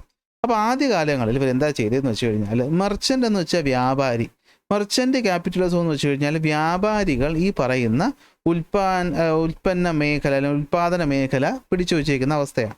അതായത് മെർച്ചൻ്റുമാർ ഈ പറയുന്ന ട്രേഡ് നടത്തിയിട്ട് റോ മെറ്റീരിയൽസ് കൊണ്ടുവന്ന് ആർക്ക് കൊടുക്കും, അവിടെയുള്ള സാധാരണ റൂറൽ ഏരിയയിലുള്ള ഇത് നിർമ്മിക്കുന്ന ആർട്ടിസൻസിന് കൊടുക്കും. ആർട്ടിസൻസ് സാധനങ്ങൾ മാനുഫാക്ചർ ചെയ്ത് ഇവരുടെ കയ്യിൽ കൊടുക്കും. അപ്പോൾ എന്ത് ചെയ്യുമെന്ന് വെച്ച് കഴിഞ്ഞാൽ, ഇവർക്കുള്ള ഒരു ചെറിയ വരുമാനം കൊടുത്തതിന് ശേഷം മെർച്ചൻ്റുമാർ ഇതിനെ കൊണ്ട് എന്ത് ചെയ്യും, വലിയ വിലയ്ക്ക് വിൽക്കും. അപ്പോൾ ആദ്യം സ്വന്തമായിട്ട് അവർ ഉൽപ്പാദിപ്പിക്കില്ല, റോ മെറ്റീരിയൽസ് ഈ പറയുന്ന കോളനികളിൽ നിന്നും മറ്റു സ്ഥലങ്ങളിൽ നിന്ന് കളക്ട് ചെയ്യും, അല്ലെങ്കിൽ അവർ പൈസ കൊടുത്ത് വാങ്ങിച്ചിട്ട് സാധാരണ തൊഴിലാളികളെ കൊടുത്ത് പ്രോഡക്റ്റാക്കി മാറ്റിയിട്ട് അത് വിൽക്കും. അപ്പോൾ ഇവർക്കിടയിൽ ഒരു ഇൻ്റർമീഡിയറി ആയിട്ട് പ്രവർത്തിക്കും. ഇതിനെയാണ് നമ്മൾ മെർച്ചൻ്റ് ക്യാപിറ്റലിസം എന്ന് പറയുന്നത്. കുറച്ചു നേരം കഴിഞ്ഞപ്പോൾ ഈ മെർച്ചൻ്റുമാർ വീണ്ടും ധനികരായി. അപ്പോൾ അവർ വീണ്ടും വ്യാവസായിക ശാലകൾ നിർമ്മിച്ചു, അല്ലെങ്കിൽ ഇൻഡസ്ട്രീസ് നിർമ്മിച്ചു. Okay, England started industries using the wealth gained through colonism. തൊട്ടുമുമ്പ് നമ്മൾ പറഞ്ഞില്ലേ, അങ്ങനെ ഈ പറയുന്ന പൈസകൾ ഇൻവെസ്റ്റ് ചെയ്തവർ വലിയ വലിയ വ്യാവസായിക ശാലകൾ നിർമ്മിച്ചു. അപ്പോൾ പിന്നെ ആരാണ് ഈ പറയുന്ന പ്രൊഡക്ഷൻ കൺട്രോൾ ചെയ്യുന്നത്? ഇൻഡസ്ട്രി ഇട്ടേക്കുന്ന ആളല്ലേ. അതിനാണ് നമ്മൾ ഇൻഡസ്ട്രിയൽ ക്യാപിറ്റലിസം എന്ന് പറയുന്നത്. ഒന്നും കൂടി വിശദമാക്കി തരാം. മെർച്ചൻ്റ് അഥവാ വ്യാപാരികൾ സാധനം വാങ്ങി ആൾക്കാരെ കൈ കൊടുത്തിട്ട് ഉൽപ്പന്നമാക്കി അത് വാങ്ങിച്ചിട്ട് അത് കൊണ്ടുപോയി വിറ്റ് പ്രോഫിറ്റ് ഇവരെടുക്കുന്നത് മെർച്ചൻ്റ് ക്യാപിറ്റലിസം. ഇതേ പരിപാടി മെർച്ചൻ്റുമാർ മാറിയിട്ട് ബിസിനസ് ഓണേഴ്സ് അല്ലെങ്കിൽ ഇൻഡസ്ട്രീസ് ഇട്ടേക്കുന്നവർ അവരുടെ തന്നെ കമ്പനിയിൽ ഈ പറയുന്ന റോ മെറ്റീരിയൽസ് വാങ്ങി അത് ഉൽപ്പാദിപ്പിച്ച് എന്ത് ചെയ്തു, കൂടിയ വിലയ്ക്ക് വിൽക്കുന്നത് ഇൻഡസ്ട്രിയൽ ക്യാപിറ്റലിസം എന്ന് പറയും. ഇൻഡസ്ട്രിയൽ ക്യാപിറ്റലിസത്തിനാണ് കൂടുതൽ പ്രോഫിറ്റ്. അങ്ങനെ എന്ത് പറ്റി, രാജ്യമെമ്പാടും ഇൻഡസ്ട്രികൾ വളരാനായിട്ട് തുടങ്ങി. അങ്ങനെ ഉണ്ടായ സംഭവമാണ് ഇൻഡസ്ട്രിയൽ റവല്യൂഷൻ. അതായത് 1780 മുതൽ 1780 മുതൽ 1850 വരെയുള്ളൊരു കാലം നമ്മൾ നോക്കുകയാണെങ്കിൽ ഓക്കെ, വ്യാവസായിക ശാലകൾ വരികയും മാസ് പ്രൊഡക്ഷൻസ് വരികയും ചെയ്തു. മെഷീനുകൾ കൊണ്ടുവന്ന് മാനുഫാക്ചറിങ് സെക്ടറിൽ ഒരുപാട് മാറ്റങ്ങൾ വരുത്തി. ഇത്തരത്തിലുണ്ടായ വലിയ മാറ്റത്തിനാണ് നമ്മൾ ഇൻഡസ്ട്രിയൽ റവല്യൂഷൻ എന്ന് പറഞ്ഞത്. അപ്പോൾ ആദ്യം ഇപ്പോൾ നിങ്ങൾ തന്നെ ആലോചിച്ച് നോക്കി, ആദ്യം മെർച്ചൻറ്റുമാർ എന്ത് ചെയ്തു, സാധനം വാങ്ങി ലോക്കലായിട്ട് ഇത് നിർമ്മിക്കുന്ന ആൾക്കാരെ കൈ കൊടുത്തിട്ട് പ്രോഡക്റ്റ് വാങ്ങിച്ച് കൊണ്ടുപോയി വിറ്റ് കാശുണ്ടാക്കി. ഇപ്പോൾ അങ്ങോട്ടും ഇങ്ങോട്ടും സാധനങ്ങൾ കൊണ്ടുപോകില്ല, അതാണ് മെർച്ചൻ്റ്, വ്യാപാരി എന്ന് പറയും. കുറച്ചു കഴിഞ്ഞപ്പോൾ എന്ത് പറ്റി, മുതലാളിത്തത്തിലോട്ട് മാറാണ് അല്ലേ. ഈ ഇൻഡസ്ട്രിയൽ റവല്യൂഷൻ വരികയാണ്. എന്ന് വെച്ചാൽ എന്താണ് ഈ വ്യാവസായിക വിപ്ലവം എന്നല്ലേ മലയാളത്തിൽ പറയുന്നത്. ഇൻഡസ്ട്രികൾ നിർമ്മിക്കാൻ തുടങ്ങി ഇവർ തന്നെ കാശ് വെച്ചിട്ട്. എന്നിട്ട് ഈ ഇൻഡസ്ട്രികൾക്കകത്ത് വെച്ചിട്ട് മെഷീൻസൊക്കെ ഉപയോഗിച്ചിട്ട് വലിയ അളവിൽ പ്രൊഡക്ഷൻസ് നടത്തി. അപ്പോൾ വലിയ അളവിൽ പ്രൊഡക്ഷൻ നടത്തുമ്പോൾ നമുക്ക് കുറഞ്ഞ വിലയിൽ സാധനം വിൽക്കാൻ പറ്റും. അപ്പോൾ ആ പറയുന്ന കുറഞ്ഞ വിലയ്ക്ക് വിൽക്കാൻ പറ്റുന്നില്ല, ഉൽപ്പാദിപ്പിക്കാൻ പറ്റും. അതിനെ കൊണ്ടുപോയി കൂടിയ വിലയ്ക്ക് വിൽക്കുമ്പോൾ നല്ല പ്രോഫിറ്റ് കിട്ടും. ഇതാണ് ഇൻഡസ്ട്രിയൽ റവല്യൂഷൻ എന്ന് പറയുന്നത്. അപ്പോൾ ഇൻഡസ്ട്രിയൽ റവല്യൂഷനിൽ എന്തൊക്കെ മാറ്റങ്ങൾ സംഭവിച്ചു എന്ന് ചോദിച്ചു കഴിഞ്ഞാൽ, ഒന്ന്, മെഷീനുകൾ ഉപയോഗിച്ച് പ്രൊഡക്ഷൻ നടത്താൻ തുടങ്ങി. ഈ പറയുന്ന മെറ്റലർജിയും ടൂൾ മേക്കിങ്ങിൻ്റെയും അളവ് കൂടി. മെറ്റലർജി എന്ന് വെച്ചാൽ അറിയാമല്ലോ, നമ്മൾ ഇരുമ്പിനൊക്കെ ഉരുക്കി ഓരോ മെഷീൻസൊക്കെ ഉണ്ടാക്കുന്നത്. അപ്പോൾ മെറ്റലർജിയിൽ അഡ്വാൻസ്മെൻ്റ് ഉണ്ടായി. അങ്ങനെ ടൂൾ മേക്കിംഗ് സൂപ്പറായിട്ട് മാറി. സ്റ്റീം എഞ്ചിൻ്റെ വരവോടുകൂടി എനർജി നമുക്ക് 24 അവർ ഉൽപ്പാദിപ്പിക്കാൻ പറ്റി. തൊഴിലാളിയാകുമ്പോൾ കുറേ നേരം പണി ചെയ്യുമ്പോൾ ക്ഷീണിക്കും. ഇപ്പോൾ മെഷീൻസ് വെച്ച് ചെയ്തപ്പോൾ അതും ഈ മെഷീനെ പവർ ചെയ്യാനായിട്ട് സ്റ്റീം എഞ്ചിനുകൾ വന്നപ്പോഴത്തേക്ക് നമ്മുടെ ഇന്നത്തെ വണ്ടിയൊക്കെ ഓടുന്ന എഞ്ചിൻ്റെയൊക്കെ ആദ്യകാല ഫോം എന്ന് വേണമെങ്കിൽ നിങ്ങൾ ഓർത്ത് വെച്ചു. ട്രാൻസ്പോർട്ടേഷൻ ഫെസിലിറ്റീസ് ഡെവലപ്പായി. അതുപോലെ തന്നെ എന്ത് പറ്റി, കോട്ടേജുകളിൽ നിന്ന് ഫാക്ടറികളിലേക്ക് വ്യവസായം അല്ലെങ്കിൽ ഈ പറയുന്ന നിർമ്മാണ മേഖല മാറി. ഇതാണ് എന്തെന്ന് പറയുന്നത് ഇൻഡസ്ട്രിയൽ റവല്യൂഷൻ എന്ന് പറയും. ഇവിടുന്ന് ചോദിക്കാൻ ചാൻസ് ഉള്ള പ്രധാന ഒരു ചോദ്യം എന്ന് വെച്ച് കഴിഞ്ഞാൽ ഇതാണ്, ഇൻഡസ്ട്രിയൽ റവല്യൂഷൻ്റെ പോസിറ്റീവ് ആൻഡ് നെഗറ്റീവ് എഫക്റ്റ് എന്ന് പറയും. അപ്പോൾ ഇതിൻ്റെ മോഡൽ ചോദ്യ പേപ്പറിൻ്റെ ഒരു വീഡിയോ ഞാൻ ഉടനെ തന്നെ ചെയ്യുന്നതായിരിക്കും. അല്ലെങ്കിൽ നിങ്ങൾക്ക് എവിടെയെങ്കിലും മോഡൽ പേപ്പർ കിട്ടിയിട്ടും ഉണ്ടായിരിക്കും. ഉണ്ടെങ്കിൽ ആ ചോദ്യം ഒന്ന് റെഫർ ചെയ്യണം. അതിൽ ഏതൊക്കെ മേഖലയിൽ ചോദ്യം വന്നിട്ടുണ്ടെന്നുള്ളത് നിങ്ങളൊന്ന് നോക്കണം. അപ്പോൾ നോക്കിയടാ, നമ്മുടെ ഇൻഡസ്ട്രിയൽ റവല്യൂഷൻ്റെ മെരിറ്റും ഡീമെരിറ്റുമാണ് നമ്മൾ നോക്കാനായിട്ട് പോകുന്നത്. ഇത് വളരെ എളുപ്പമാണ്. ഇൻഡസ്ട്രീസ് എന്ന് പറയുമ്പോൾ ഫാക്ടറികൾ വന്നു. അപ്പോൾ എന്ത് പറ്റി, തൊഴിലാളികളെ ചൂഷണം ചെയ്തു. അത് പിന്നെ എല്ലാവർക്കും അറിയാവുന്നതല്ലേ. പ്രൊഡക്ഷൻ കൂടി, പാവപ്പെട്ടവന് എന്ത് പറ്റി, പോവർട്ടി, അത് പട്ടിണിയും പകർച്ചവ്യാധികളും വന്നു. പുതുതായി ജോലി കിട്ടിയപ്പോഴത്തേക്കും സ്ത്രീകൾക്കും കുട്ടികൾക്കും കുറഞ്ഞ ശമ്പളത്തിൽ കൂടുതൽ നേരം ജോലി ചെയ്യേണ്ടി വന്നു. സിറ്റികളും അതുപോലെ തന്നെ നഗരവൽക്കരണവും വന്നപ്പോഴത്തേക്കും തൊട്ടപ്പുറത്ത് ചേരികൾ വന്നു. അർബൻ ലൈഫ് കൂടിയപ്പോഴത്തേക്കും പൊല്യൂഷൻ സംഭവിച്ചു തുടങ്ങി. ബെറ്റർ ലിവിങ് കണ്ടീഷൻ കുറച്ച് ആൾക്കാരൊക്കെ കിട്ടിയപ്പോഴത്തേക്കും ലേബേഴ്സിൻ്റെ അവസ്ഥ എന്തായി, മിസറബിളായിട്ട് മാറി. അപ്പോൾ ഇൻഡസ്ട്രിയൽ റവല്യൂഷൻ വന്നപ്പോൾ കാശുകാരന് ഗുണമുണ്ടായി, തൊഴിലാളിക്ക് ദോഷമുണ്ടായി. അപ്പോൾ തൊഴിലാളികൾക്ക് വേണ്ടി ആരെങ്കിലും മുന്നിട്ട് വരണ്ടേ? അങ്ങനെ തൊഴിലാളികൾക്ക് വേണ്ടി മുന്നിട്ട് വന്നൊരു പ്രസ്ഥാനമാണ് നമ്മുടെ കമ്മ്യൂണിസ്റ്റ് പ്രസ്ഥാനം എന്ന് പറയുന്നത്. അതായത് ഈ പറഞ്ഞു വന്നിട്ടുള്ള ഇൻഡസ്ട്രിയലൈസേഷൻ കാരണം എന്ത് പറ്റി, എക്സ്പ്ലോയിറ്റേഷൻ ഉണ്ടായി. അപ്പോൾ ഈ എക്സ്പ്ലോയിറ്റേഷൻ മാറാനായിട്ട് പല പല ഐഡിയോളജികൾ വന്നിട്ടുണ്ടായിരുന്നു. അതിൽ പ്രധാനമായിട്ട് വന്ന ഒന്നാണെന്ന് പറയുന്നത് ഈ പറയുന്ന സോഷ്യലിസം എന്ന് പറയുന്നത് അല്ലേ. സോഷ്യലിസം എന്ന് വെച്ചാൽ എന്താണ് ഏറ്റവും സിഗ്നിഫിക്കൻ്റ് ആയിട്ട്. അപ്പോൾ ഇൻഡസ്ട്രിയൽ റവല്യൂഷൻ്റെ റെമഡിയായി വന്നത് ഏത്, സോഷ്യലിസം. അപ്പോൾ എന്താണ് സോഷ്യലിസത്തിൻ്റെ മെയിൻ പ്രിൻസിപ്പിൾ എന്ന് പറഞ്ഞു കഴിഞ്ഞാൽ, റിസോഴ്സ് എന്ന് പറയുന്നത് എല്ലാവർക്കും ഈക്വലായിട്ട് ഡിസ്ട്രിബ്യൂട്ട് ചെയ്യണം. ഇൻഡസ്ട്രികളെല്ലാം ഒരു വ്യക്തിയുടെ കയ്യിൽ ഇരിക്കാൻ പാടില്ല. കളക്റ്റീവ് ഓണർഷിപ്പ് അല്ലെങ്കിൽ കോമൺ ഓണർഷിപ്പ് വേണം. മാർക്സും ഫെഡറിക് എംഗൽസുമാണ് ഈ പറയുന്ന സിസ്റ്റം കൊണ്ടുവന്നത്. ഇത് എവിടെ കത്തിക്കേറി, USSRൽ ഈ പറയുന്ന സംഭവം കത്തിക്കയറി. ഇംഗ്ലണ്ടിൽ സക്സസ്ഫുൾ ആയില്ല, അമേരിക്കയിലും സക്സസ്ഫുൾ ആയില്ല. പക്ഷേ ഇതെവിടെ സക്സസ്ഫുൾ ആയി, റഷ്യ, ഇന്നത്തെ റഷ്യയുടെ ഭാഗത്തുള്ള USSRൽ ഇവിടെ വരുന്നു. അങ്ങനെയാണ് അവിടെ USSR ഒരു ശക്തമായ കമ്മ്യൂണിസ്റ്റ് രാജ്യമായിട്ട് മാറുന്നത്. അപ്പോൾ സോഷ്യലിസം, ഇപ്പോൾ എന്താണ് സോഷ്യലിസം, ഇക്വിറ്റബിൾ ഡിസ്ട്രിബ്യൂഷൻ ഓഫ് റിസോഴ്സും കോമൺ ഓണർഷിപ്പ് ഓഫ് ലാൻഡിനെയും ഇമ്പോർട്ടൻസ് കൊടുത്തുകൊണ്ട് വന്ന ഇൻഡസ്ട്രിയൽ എക്സ്പ്ലോയിറ്റേഷന് ആൾട്ടർനേറ്റ് ആയിട്ട് വന്ന ഒന്നാണ് എന്താണെന്ന് പറയുന്നത് സോഷ്യലിസം എന്ന് പറയുന്നത്. കാർൽ മാർക്സും ഫെഡറിക് എംഗൽസും. ഓക്കെ, ഇതാണ് സംഭവം. ഇനി കാര്യങ്ങൾ വീണ്ടും കയ്യിൽ നിന്ന് പോവുകയാണ്. എന്ന് വെച്ചാൽ ആദ്യം കടൽ മാർഗ്ഗം ഇവർ ചെന്നിട്ട് സാധനങ്ങൾ വിറ്റ് കാശുണ്ടാക്കി കഴിഞ്ഞപ്പോൾ അവിടെ വന്നതാണ് മെർച്ചൻ്റ് ക്യാപിറ്റലിസം. അതായത് ഈ പറയുന്ന ഇംഗ്ലണ്ട് എന്ന് പറയുന്ന രാജ്യം നമ്മളെടുത്തത്, അവിടെ നിന്ന് ഒരു സാധനങ്ങൾ വാങ്ങി, അത് ഒന്നുകിൽ അവിടെ നിന്ന് വാങ്ങും അല്ലെങ്കിൽ കോളനികളിൽ നിന്ന് കൊണ്ടുവരും, ഒരാളുടെ കൊടുത്തു, പ്രോഡക്റ്റ് ആക്കി, അത് പിന്നീട് അങ്ങോട്ട് വിൽക്കാൻ തുടങ്ങി, കാശുണ്ടാക്കി. അത് കഴിഞ്ഞപ്പോഴേക്കും എന്ത് പറ്റി, ഈ പറയുന്ന സാധാരണക്കാരന് കൊടുക്കുന്നതിന് വരെ അവനെ എംപ്ലോയി ആക്കി ഇവർ ഇൻഡസ്ട്രികൾ സ്ഥാപിച്ചു. എന്നിട്ട് അവിടുന്ന് സാധനങ്ങൾ ഉൽപ്പാദിപ്പിച്ചു. ഇൻഡസ്ട്രിയലിസം. ഈ ഇൻഡസ്ട്രിയലിസം വളർന്നു വന്നു കഴിഞ്ഞപ്പോൾ ഉണ്ടായ ഒരു പ്രധാന പ്രശ്നം എന്താണെന്ന് വെച്ച് കഴിഞ്ഞാൽ, നമ്മൾ തൊട്ടുമുമ്പ് പറഞ്ഞു, ഇൻഡസ്ട്രി വരുമ്പോൾ മുതലാളിയുടെ കാശ് കൂടുക ചെയ്യുന്നത്. തൊഴിലാളികൾ വീണ്ടും ജോലിയും കൂലിയും ഇല്ലാത്തവരായി മാറിക്കൊണ്ടിരിക്കുകയാണ്, അല്ലെങ്കിൽ അമിതമായിട്ട് ജോലി ചെയ്യുന്ന ശമ്പളം കുറഞ്ഞ ആൾക്കാരായിട്ട് മാറണം. അപ്പോൾ അവരുടെ എന്ത് കുറയും, പർച്ചേസിങ് പവർ കുറയും. അപ്പോൾ എന്താ പറ്റിയെന്ന് വെച്ച് കഴിഞ്ഞാൽ ഈ ഇൻഡസ്ട്രിയിൽ ഉണ്ടാക്കിയ സാധനങ്ങൾ വിൽക്കാനും അതുപോലെ ഇവിടെ സാധനങ്ങൾ ഉൽപ്പാദിപ്പിക്കാനുള്ള റോ മെറ്റീരിയൽസും ഇല്ലാതെ വന്നു. അപ്പോൾ ഇവരെന്താ ചെയ്തതെന്ന് വെച്ച് കഴിഞ്ഞാൽ നമ്മൾ കുറേ കോളനികൾ പിടിച്ച് വെച്ചേക്കല്ലേ, ഈ കോളനികളിൽ നിന്ന് തന്നെ എന്ത് ചെയ്യാം, റോ മെറ്റീരിയൽസ് കൊണ്ടുവരാം. എന്നിട്ട് ഈ ഉണ്ടാക്കുന്ന സാധനങ്ങൾ ഇവിടെ കൊണ്ടുപോയി തന്നെ വിൽക്കാം, ഇവിടെ കൊണ്ടുപോയി തന്നെ വിൽക്കാം. ഒരു ഉദാഹരണം ഞാൻ പറഞ്ഞുതരാം. ഉപ്പ് നിർമ്മാണം, അല്ലെങ്കിൽ വേണ്ട തുണി, കോട്ടൺ തുണികൾ, കോട്ടൺ പരുത്തി എന്ന് പറയുന്ന സാധനം നന്നായിട്ട് ഉൽപ്പാദിപ്പിക്കുന്ന ഒരു രാജ്യം ഇന്ത്യയാണ്. പക്ഷേ ഇന്ത്യയിൽ ഉൽപ്പാദിപ്പിക്കുന്ന കോട്ടൺ അത്രയും നേരെ ഇംഗ്ലണ്ടിലോട്ട് കയറ്റി അയക്കും. ഇംഗ്ലണ്ടിൽ വെച്ച് ഇതിന് എന്ത് പറ്റും, ഇൻഡസ്ട്രിയിൽ വെച്ചിട്ട് തുണിയാക്കി മാറ്റിയിട്ട് ഈ തുണി കൊണ്ടുവന്ന് എവിടെ കൊണ്ടുവന്ന് വയ്ക്കും, ഇന്ത്യയിൽ തന്നെ കൂടിയ വിലയ്ക്ക് വയ്ക്കും. അത് ഇന്ത്യക്കാർ തന്നെ വാങ്ങും. അപ്പോൾ മാർക്കറ്റ് എന്ന് പറയുന്നത് കോളനികളായിട്ട് മാറും. അങ്ങനെ എന്താ സംഭവം, ഇമ്പീരിയലിസം എന്നാണ് ഇതിനെ നമ്മൾ വിളിക്കുന്നത്. എന്താണ് ഇമ്പീരിയലിസം? അപ്പോൾ ഇമ്പീരിയലിസം എന്ന് വെച്ചാൽ വേറൊന്നുമില്ല, എന്തായിരിക്കും, ഫാക്ടറിയുടെ പ്രൊഡക്ഷൻ. ഇവിടെ കിങ് ലിയോപോൾഡ്, ബെൽജിയത്തിൻ്റെ രാജാവ്, റബ്ബർ കൃഷി ചെയ്യിപ്പിച്ചിട്ട് ഇംഗ്ലണ്ടുകാരെ അല്ലെങ്കിൽ ആഫ്രിക്കക്കാരെ ബുദ്ധിമുട്ടിക്കുന്ന ഒരു കാർട്ടൂണൊക്കെയാണ്. അതൊക്കെ നമ്മൾ വിശദമായിട്ട് നമ്മുടെ റെഗുലർ ക്ലാസ്സിൽ പറഞ്ഞിട്ടുണ്ട്. ഇത് റിവിഷൻ ആയതുകൊണ്ടാണ് ഞാൻ പോയിന്റ് മാത്രം പറഞ്ഞു പോകുന്നത്. അപ്പോൾ എന്താണ് ഇമ്പീരിയലിസം? ഫാക്ടറി പ്രൊഡക്ഷൻ കൂടിയപ്പോഴത്തേക്കും ഇൻഡസ്ട്രിയലൈസ്ഡ് കൺട്രീസ് എന്ത് ചെയ്തു, അവർ സത്യം മനസ്സിലാക്കി. എന്താണ്, difficult to source raw materials exclusively from within the country. അവരുടെ രാജ്യത്ത് നിന്ന് തന്നെ റോ മെറ്റീരിയൽസ് കണ്ടെത്തുക എന്നുള്ളത് ബുദ്ധിമുട്ടാണ്. അപ്പോൾ അവരെന്ത് ചെയ്തു, മറ്റ് രാജ്യങ്ങളിലായിട്ടുള്ള, ഇപ്പോൾ ഇവിടെ ഉദാഹരണമാണ് ബെൽജിയവും കോങ്കോയും പറയുന്നത്, അവിടെ എന്ത് ചെയ്യാൻ തുടങ്ങി, ഈ പറയുന്ന റോ മെറ്റീരിയൽസ് കൾട്ടിവേറ്റ് ചെയ്യാൻ തുടങ്ങി. ഇൻഡിഗോ റിവോൾട്ട് നമ്മൾ ഓൾറെഡി പഠിച്ചു കഴിഞ്ഞു. എന്താണ് ഇതിന് നല്ല എക്സാമ്പിൾ അല്ലേ? നീലം എന്ന് പറയുന്ന സാധനം ഇവിടെ കൾട്ടിവേറ്റ് ചെയ്തേ പറ്റൂ എന്ന് ബ്രിട്ടീഷുകാർ പറഞ്ഞു. എന്തിനാ, അവർക്ക് അവിടെ തുണി ഉണ്ടാക്കാനായിട്ട് നീലം വേണം. അപ്പം നമ്മളിവിടെ നെല്ലിന് പകരം വെട്ടി നീലം വെച്ചാൽ ആർക്കാ നഷ്ടം? നമ്മളിവിടെയുള്ള കർഷകൻ പട്ടിണിയാവും. നീലം വെച്ചിട്ട് അതിൻ്റെ നികുതിയും കൊടുത്തു കഴിഞ്ഞിട്ട് വലിയ തുച്ഛമായ പൈസ കിട്ടുള്ളൂ, ആഹാരത്തിന് വരെ അതാവോ? ഇല്ല. ഇതാണ് സംഭവം. പിന്നെ എന്ത് പറ്റി, ഓക്കെ, ടു മാക്സിമൈസ് പ്രോഫിറ്റ്. ഇവർ ഈ പ്രോഫിറ്റ് മാക്സിമൈസ് ചെയ്യാൻ വേണ്ടിയിട്ട് പ്രൊഡക്ഷൻ കൂട്ടിയെങ്കിലും വേജസ് മിനിമം ആക്കി. അത് കാരണം ആ നാട്ടിലുള്ള, യൂറോപ്യൻ നാട്ടിലുള്ള ആൾക്കാരുടെ വേജസ് കുറവായത് കാരണം അവരുടെ പർച്ചേസിങ് പവർ എന്ത് ചെയ്തു, കുറഞ്ഞു. അപ്പോൾ സാധനങ്ങൾ ആരും വാങ്ങുന്നില്ല.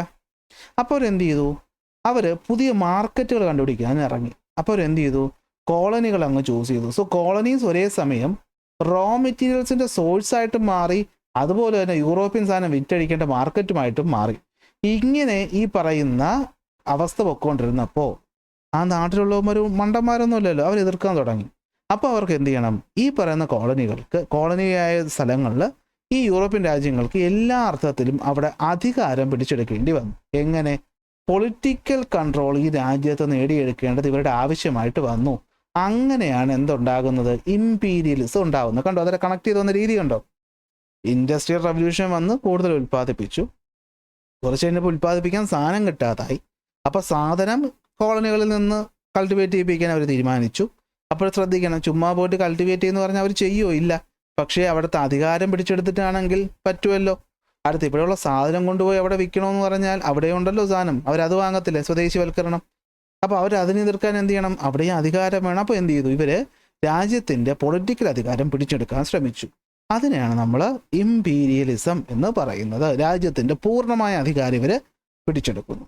അങ്ങനെ വർഷങ്ങൾ, ഇതൊക്കെ ഓരോ വർഷങ്ങൾ നടക്കുന്നതാണ്. അങ്ങനെ ഏതാണ്ട് 19-ാം നൂറ്റാണ്ടൊക്കെ ആയപ്പോഴത്തേക്കും എന്ത് പറ്റി, ഇംഗ്ലണ്ടും ഫ്രാൻസും ഇത്തരം രാജ്യത്തിൻ്റെ ഒരുവിധം എല്ലാ ലോകത്തിൻ്റെ ഭൂമിയുടെ എല്ലാ സ്ഥലവും ഇവരെ കോളനികളായി. ഇതേ സമയത്ത് മറ്റു കുറച്ച് ആൾക്കാർ സൈഡിൽ നിന്ന് ഇങ്ങനെ മുളച്ചു വന്നു. ആരൊക്കെ, ജർമ്മനി, ഇറ്റലി, ബെൽജിയം, USA തന്നെ കുറച്ചിപ്പോൾ ഫ്രീ ആയി, ജപ്പാൻ പോലുള്ള രാജ്യങ്ങൾ പുതിയ ഇമ്പീരിയലിസ്റ്റ് രാജ്യങ്ങളായിട്ട് നിലവിൽ വന്നു. അപ്പോൾ പിന്നെ അടുത്ത പ്രശ്നം തുടങ്ങി. ഇവർക്കിടയിൽ 20-ാം നൂറ്റാണ്ട് തുടക്കത്തോടെ 1900 കഴിയുന്നതോടെ എന്ത് പറ്റി, പിന്നെ ഇവന്മാർ തമ്മിലായി അടി. ആര് തമ്മിൽ, ഈ പറയുന്ന ഇമ്പീരിയലിസ്റ്റ് ആയിട്ടുള്ള രാജ്യങ്ങൾ തമ്മിൽ എന്തായി, അടിവെക്കാൻ തുടങ്ങി. അപ്പോൾ ഇവർ ഓരോ കോളനികൾ പിടിച്ചെടുക്കുന്നു, അവിടുത്തെ അധികാരം നേടിയെടുക്കുന്നു. എല്ലാം കഴിയുമ്പോൾ ഇവർക്ക് എന്താ പ്രശ്നം എന്ന് വെച്ച് കഴിഞ്ഞാൽ, ഇവർക്ക് ഈ പറയുന്ന എന്താണ്, കോളനികൾക്ക് വേണ്ടി ഇവർ എന്ത് ചെയ്യാൻ തുടങ്ങി, തമ്മിൽ തല്ലാനായിട്ട് തുടങ്ങി. ഓക്കെ, ഇതാണ് സെറ്റല്ലേ. അടുത്ത് വരുന്നതാണ് എന്ത്, ഫസ്റ്റ് വേൾഡ് വാർ. അപ്പോൾ എങ്ങനെയാണ് 1-ാം ലോക മഹായുദ്ധം തുടങ്ങുന്നത്? രാജ്യങ്ങൾ, ഇമ്പീരിയലിസ്റ്റ് രാജ്യങ്ങൾ തമ്മിലുള്ള മത്സരമാണ് വേൾഡ് വാറിന് കാരണം. അപ്പോൾ what are the reasons of world war എന്ന് പറയുമ്പോൾ ഒന്നാമത്തെ കാരണം ഇമ്പീരിയലിസ്റ്റ് റൈവൽറി, അതായത് ഈ ഇമ്പീരിയലിസ്റ്റ് രാജ്യങ്ങൾ തമ്മിലുള്ള അടി. ഇത്രയേ ഉള്ളൂ. അപ്പോൾ പണ്ട് കാലത്ത് ഇംഗ്ലണ്ടും ഫ്രാൻസും ഒക്കെ ഇങ്ങനെ അതിൻ്റെ കുത്തക പിടിച്ചു വെച്ചുകൊണ്ടിരുന്നപ്പോഴാണ് ജർമ്മനി ടെക്നോളജിയുടെ കാര്യത്തിൽ അവന്മാർ ഭയങ്കര സെറ്റപ്പാണ്. അപ്പോൾ ഈ ജർമ്മനി പെട്ടെന്ന് എന്ത് ചെയ്തു, ഒരു സാമ്പത്തിക ശക്തിയായിട്ട് വളരുകയും അത് ഫ്രാൻസിനും ഇംഗ്ലണ്ടിനും ഒരു തലവേദന ആവുകയും ചെയ്തു. ഏഷ്യയും ആഫ്രിക്കയും ഇവന്മാരുടെ രണ്ടുപേരുടെ കൈ ഇരിക്കുകയാണ്. അതിനിടയിൽ കൂടി നമ്മുടെ ഓട്ടോമൻ എംപയറിൻ്റെ ഭാഗമായിട്ടുള്ള തുർക്കി, ഓട്ടോമൻ അറിയാമല്ലോ, ഈ സ്ഥലത്തേക്ക് എന്ത് ചെയ്യാൻ തീരുമാനിച്ചു? ജർമ്മനി വരാൻ തീരുമാനിച്ചു. അത് ജർമ്മനി എവിടെ പിടിച്ചെടുക്കാൻ തീരുമാനിച്ചു. കാരണം ഇത് ജർമ്മനി പിടിച്ചെടുത്ത് തുടങ്ങിക്കഴിഞ്ഞാൽ പതിയെ പതിയെ നമ്മുടെ കയ്യിലുള്ള കോളനികൾ നഷ്ടപ്പെടുമെന്ന് ആർക്കാണ്? ഇംഗ്ലണ്ടിനും ഫ്രാൻസിനും പേടിയാണ്. അങ്ങനെ ഇരിക്കെ അവർ ബെർലിൻ എന്ന് പറയുന്ന ജർമ്മനിയിൽ നിന്നും ബാഗ്ദാദിലോട്ട് ഒരു റോഡ് നിർമ്മിക്കാൻ തീരുമാനിച്ചു. അങ്ങനെ ഈ പറയുന്ന റോഡ് നിർമ്മാണം വന്നു കഴിഞ്ഞാൽ ഞങ്ങൾക്ക് പണിയാവുമല്ലോ എന്ന് വന്നിട്ട് ഇവരെന്ത് ചെയ്യാൻ തുടങ്ങി? ഈ രാജ്യങ്ങൾക്കിടയിൽ ടെൻഷൻസും പ്രശ്നങ്ങളും ക്രിയേറ്റ് ചെയ്യാൻ തുടങ്ങി. അപ്പോൾ നല്ല രീതിയിൽ പൊക്കോണ്ടിരിക്കുന്ന കുറേ രാജ്യങ്ങൾക്കിടയിൽ അപ്പോൾ ശത്രുത ഉണ്ടായി. Imperialist rivalry. 2, extreme nationalism. ഈ ഇമ്പീരിയലിസ്റ്റ് റൈവൽറി 1-2 പോയിന്റ് കൂടി ചേർക്കാണ്ട് വേറൊന്നുമല്ല. ഇവരൊരു കോളനി പിടിച്ചെടുക്കുമ്പോൾ ആ കോളനി ഇവരുടെ ഭാഗമായിരിക്കും. അപ്പോൾ അവർക്കതൊരു പ്രശ്നം വന്നാൽ ഇവരെന്ത് ചെയ്യും? ഇടപെടും. അപ്പോൾ ഇപ്പോൾ ഞാൻ എക്സാമ്പിൾ പറയുകയാണ്. ഇപ്പോൾ നമ്മുടെ ജർമ്മനിയുടെ ഒരു കോളനിയുണ്ട്, ഇവിടെ എന്തുണ്ട്? ഇവിടെ ഇംഗ്ലണ്ടിൻ്റെ കോളനിയും ഉണ്ട്. ഇത് രണ്ടും സത്യം പറഞ്ഞാൽ ആ രാജ്യത്തു നിന്ന് ഒരുപാട് ദൂരെയാണെങ്കിലും ഇവർ തമ്മിൽ നാളെ പ്രശ്നം ഉണ്ടായിക്കഴിഞ്ഞാൽ ഇവർക്കൊന്ന് ഇടപെട്ടല്ലേ പറ്റുള്ളൂ. അപ്പോൾ ഇത് ആരുടെ യുദ്ധമായിട്ട് മാറും? ഇവരുടെ യുദ്ധമായിട്ട് മാറും. അങ്ങനെ രാജ്യങ്ങൾ തമ്മിൽ പ്രശ്നങ്ങൾ നിൽക്കുന്ന സമയത്താണ് എക്സ്ട്രീം നാഷണലിസം ഡെവലപ്പ് ചെയ്യുന്നത്. ജർമ്മൻ ആൾക്കാർക്ക് എന്തുണ്ട്? പാൻ ജർമ്മനിസം ഉണ്ട്. അതായത് ജർമ്മനിയാണ് വലുത്, ജർമ്മനിയാണ് കിടിലം, ജർമ്മൻകാരാണ് ഏറ്റവും സുപ്പീരിയർ ആയിട്ടുള്ള ആൾക്കാർ, അതല്ലാത്തവരൊക്കെ മോശക്കാർ. ഈ പറയുന്ന റഷ്യയുടെ താഴോട്ട് കിടക്കുന്ന രാജ്യങ്ങളിലൊക്കെ ഉള്ള അവിടെയുള്ള ഈ ആൾക്കാരാണ് സ്ലാവ് വംശജരെന്ന് പറയുന്നത്. ഒരു വംശജരാണ് നമ്മൾ ഈ ഇന്ത്യക്കാർ, ദ്രാവിഡരെന്നൊക്കെ പറയുന്ന ഒരു സ്ലാവ് വംശത്തിൽപ്പെട്ട ആൾക്കാർ. അവർ കൊണ്ടുവന്ന പ്രസ്ഥാനമാണ് പാൻ സ്ലാവിസം. എന്താ ഇവിടെ കിടക്കുന്നത് കണ്ടോ? ഈസ്റ്റേൺ യൂറോപ്പിൽ വരുന്ന ഭാഗങ്ങളാണ് സ്ലാവിക് പീപ്പിൾ വരുന്നത്. അതാണ് പാൻ സ്ലാവിസം എന്ന് പറയുന്നത്. എന്ന് വെച്ചാൽ നമ്മുടെ ഇന്നത്തെ റഷ്യ, അതിൻ്റെ താഴെയുള്ള ബോസ്നിയ, ലിത്വാനിയ, എസ്റ്റോണിയ എന്നൊക്കെ പറയുന്ന ആ രാജ്യങ്ങളുണ്ടല്ലോ, വെളുത്ത് നല്ല ഹൈറ്റൊക്കെ ഉള്ള ആൾക്കാർ. അപ്പോൾ ഇവങ്ങനെ 2 സ്ഥലത്ത് അവരാണ് സുപ്പീരിയർ എന്ന് പറയുന്ന എക്സ്ട്രീം നാഷണലിസം വരുന്നു. അപ്പോൾ എന്താണ് ഇപ്പോൾ എക്സ്ട്രീം നാഷണലിസം എന്ന് വെച്ച് കഴിഞ്ഞാൽ it refers to the intense and emotional devotion to one's country. ഒരു രാജ്യത്തോടുള്ള അമിതമായ സ്നേഹമാണ് ഈ പറയുന്ന എക്സ്ട്രീം നാഷണലിസം എന്ന് പറയുന്നത്. ഇതിൽ എന്തുണ്ടാക്കും? എക്സസീവായ ഗ്ലോറിഫിക്കേഷൻ ഉണ്ടാകും. അതായത് നമ്മുടെ രാജ്യം കിടിലം, അതിലൂടെ റൈസിസം ഉണ്ടാകും, മറ്റോ മോശം എന്നൊരു സംസാരം വരും. അങ്ങനെ പല രാജ്യങ്ങളും എന്ത് ചെയ്തു? ഇപ്പോൾ ഞാനൊരു എക്സാമ്പിൾ പറയാമേ. ഇപ്പോൾ ഇന്ത്യ എന്ന് പറയുന്ന രാജ്യം, അത് പറഞ്ഞു കഴിഞ്ഞാൽ എത്രത്തോളം പ്രശ്നമാകുമെന്ന് എനിക്കറിയില്ല. ഇപ്പോൾ ഇന്ത്യയിലുണ്ടായിരുന്ന പണ്ടുണ്ടായിരുന്ന ആൾക്കാരും മതി മറ്റുള്ളൊരു രാജ്യം വിട്ടു പോകണമെന്ന് പറഞ്ഞാൽ എന്ത് തോന്നും? ചില എക്സ്ട്രീം നാഷണലിസം അല്ലേ? ചില മറ്റ് മതക്കാർ, ചില പ്രത്യേക മതക്കാരുള്ള ചില രാജ്യങ്ങളിൽ ഇത് കാണുന്നുണ്ടല്ലോ അല്ലേ? മതപരിവർത്തനങ്ങൾ, മറ്റ് പ്രശ്നങ്ങൾ, ഇങ്ങനത്തെ കാര്യങ്ങൾ നടക്കുന്നതാണ് എക്സ്ട്രീം നാഷണലിസം എന്ന് പറയുന്നത്. ഇത് മതത്തിനോട് ചായ്വാകുമ്പോഴത്തേക്കും വേറൊരു സംഭവം, ടെററിസത്തിലോട്ടൊക്കെ പോകുന്നില്ലേ? അത്രയും മനസ്സിലാക്കിയാൽ മതി. അപ്പോൾ ഇതാണ് സംഭവം എന്ന് പറയുന്നത്. അപ്പോൾ ഇങ്ങനെ രാജ്യങ്ങളുടെ ആൾക്കാർക്കും ഇടയിൽ തമ്മിത്തല്ലുണ്ടായി. ഓക്കെ, ജർമ്മനിയിലും സെർബിയയിലും ഒക്കെ ഈ എക്സ്ട്രീം നാഷണലിസം ബിൽഡപ്പ് ആയി. ഇത് വേൾഡ് വാർ ഉണ്ടാകാനുള്ള 2ാമത്തെ കാരണം. 3, നമ്മൾ പറഞ്ഞല്ലോ ഇംഗ്ലണ്ട്, ഫ്രാൻസ് പോലുള്ള രാജ്യങ്ങൾ പണ്ട് തൊട്ടേ എന്താണ്? ഇംഗ്ലണ്ടും ഫ്രാൻസും ഒക്കെ പണ്ട് തൊട്ടേ ഇമ്പീരിയലിസ്റ്റുകാരാണ്. അപ്പോൾ അവർ പരസ്പരം എന്ത് ചെയ്തു? ഒരു സഖ്യത്തിലൊക്കെ എത്താൻ തുടങ്ങി. അതായത് നമ്മൾ ഒരുമിച്ച് നിൽക്കണം, നമ്മൾ പരസ്പരം അറ്റാക്ക് ഒന്നും ചെയ്യരുത്. ജർമ്മനി ഇപ്പോൾ ഭയങ്കരമായിട്ട് വളർന്നു വരികയാണ് അല്ലേ? അപ്പോൾ എന്ത് പറ്റും? നമ്മൾ അവനെ ഒതുക്കണം. അപ്പോൾ ആ ജർമ്മനിയുടെ 4 ചുറ്റുമുള്ള 3 രാജ്യങ്ങളായിട്ടുള്ള ഇംഗ്ലണ്ടും റഷ്യയും ഫ്രാൻസും ചേർന്ന് ഒരു മിലിറ്ററി അലയൻസ് ഉണ്ടായി. അതായത് എക്സ്ട്രീമായ നാഷണലിസം. അപ്പോൾ നമ്മൾ അല്ലേ നമ്മൾ ഒരേ വംശത്തിൽപ്പെട്ടവരല്ലേ, അപ്പോൾ നമ്മൾ ഒരു സ്നേഹം വേണ്ട എന്നൊക്കെ പറഞ്ഞ എക്സ്ട്രീം നാഷണലിസം മാത്രമല്ല, ഫിയർ, മറ്റവൻ നമുക്കിട്ട് പണിയോ എന്നുള്ള ഫിയർ, പരസ്പരം ഉണ്ടാകുന്ന വിശ്വാസക്കുറവും യൂറോപ്യൻ നേഷൻസിന് എന്ത് ചെയ്യുന്നതിനോട്ട് കാരണമായി? മിലിറ്ററി അലയൻസസ് തുടങ്ങാൻ കാരണമായി. അങ്ങനെ ഉണ്ടായ 2 അലയൻസാണ് ട്രിപ്പിൾ അലയൻസും ട്രിപ്പിൾ എൻറ്റിറ്റി. ഇംഗ്ലണ്ടും ഫ്രാൻസും പറഞ്ഞു വന്നുകൊണ്ട് തന്നെ നിങ്ങൾക്ക് ഓർക്കാൻ പറ്റും. ആ സമയത്ത് തന്നെ റഷ്യയെ പറ്റി പറഞ്ഞിട്ടുണ്ട്. അപ്പോൾ ഇംഗ്ലണ്ടും ഫ്രാൻസും റഷ്യയും കൂടെ ചേർന്നിട്ട് triple entity. Germany, Italy, Austria, ഹംഗറിയും കൂടെ ചേർന്നിട്ട് ട്രിപ്പിൾ അലയൻസ് എന്നിങ്ങനെ സഖ്യങ്ങളൊക്കെ തുടങ്ങി നിൽക്കുകയാണ്.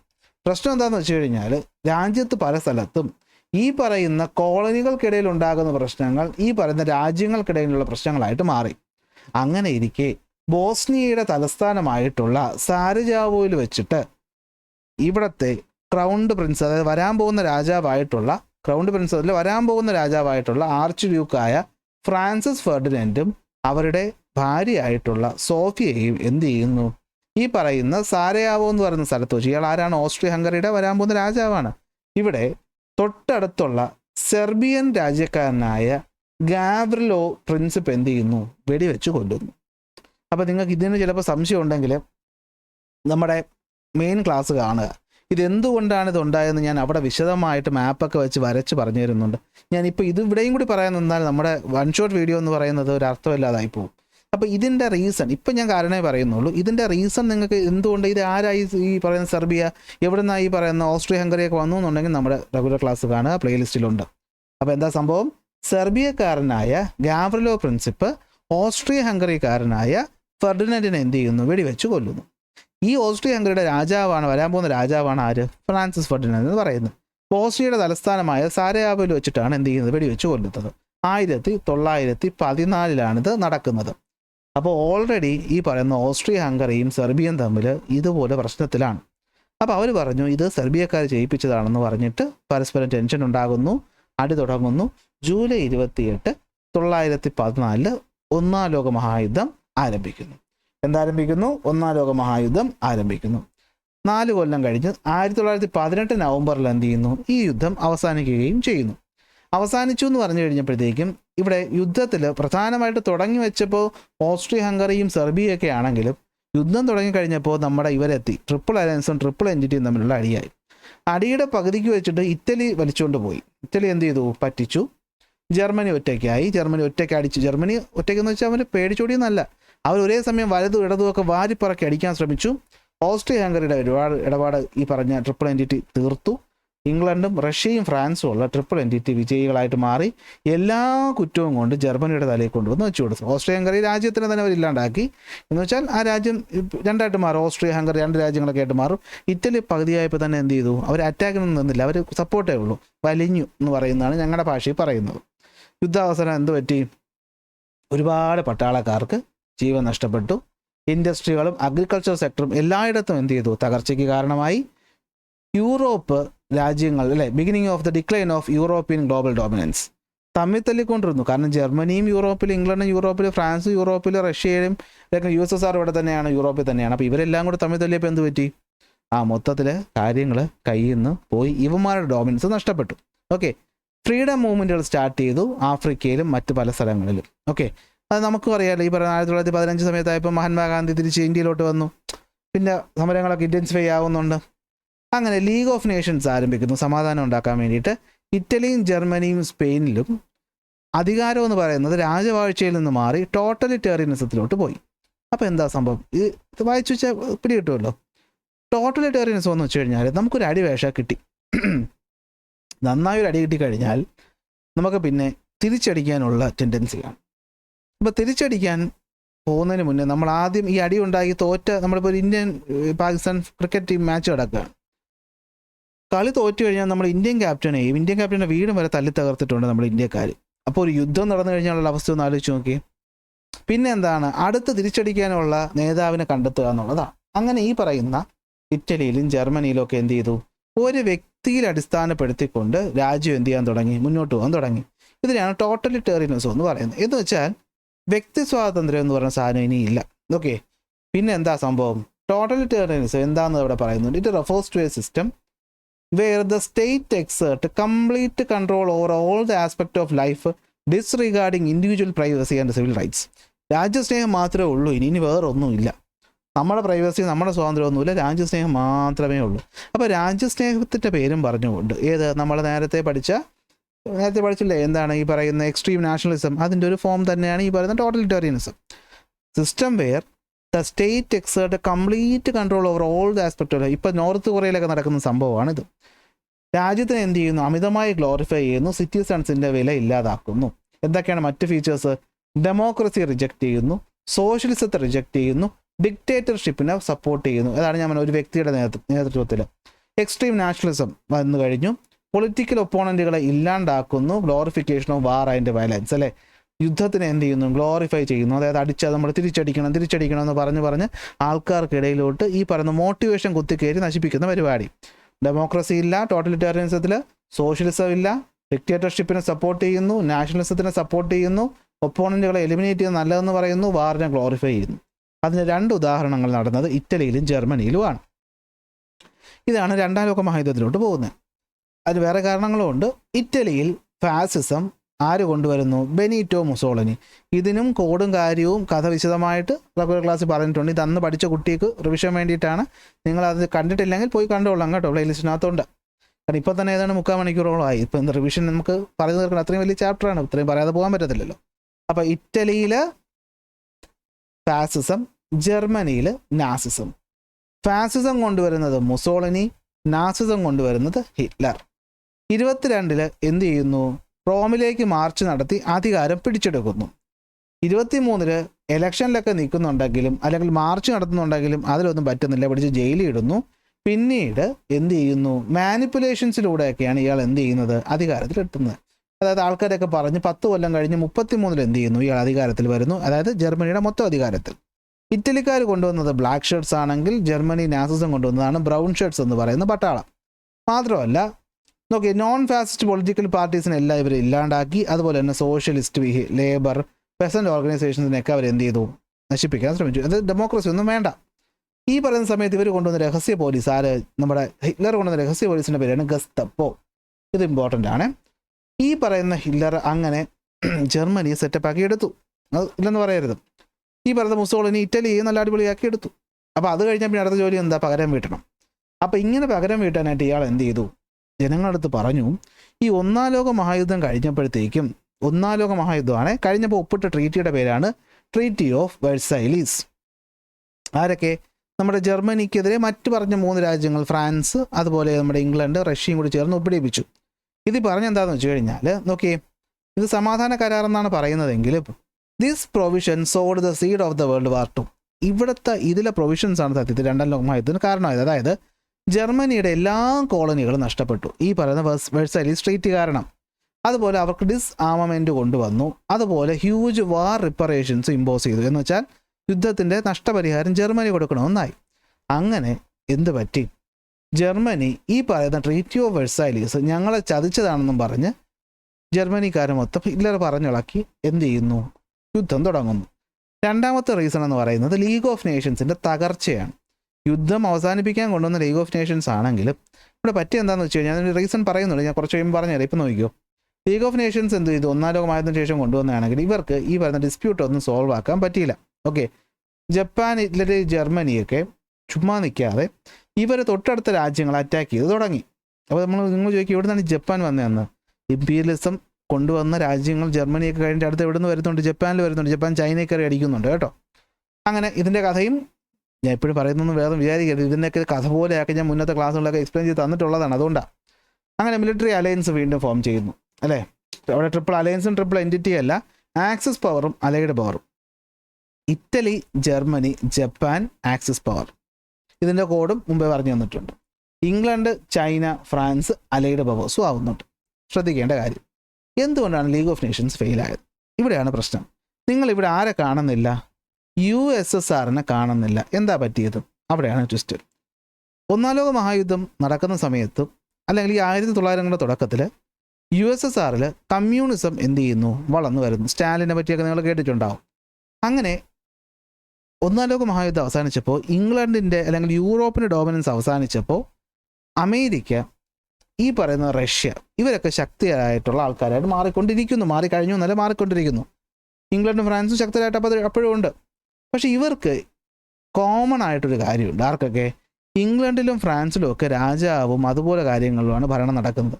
USSRലാണെങ്കിൽ സോഷ്യലിസമാണ്. അപ്പോൾ ജനങ്ങൾക്കാണ് വില അവിടെ വരുന്നത്. ജനങ്ങൾക്കൊന്നും അല്ലായിരുന്നു എങ്കിലും പറയുമ്പോൾ.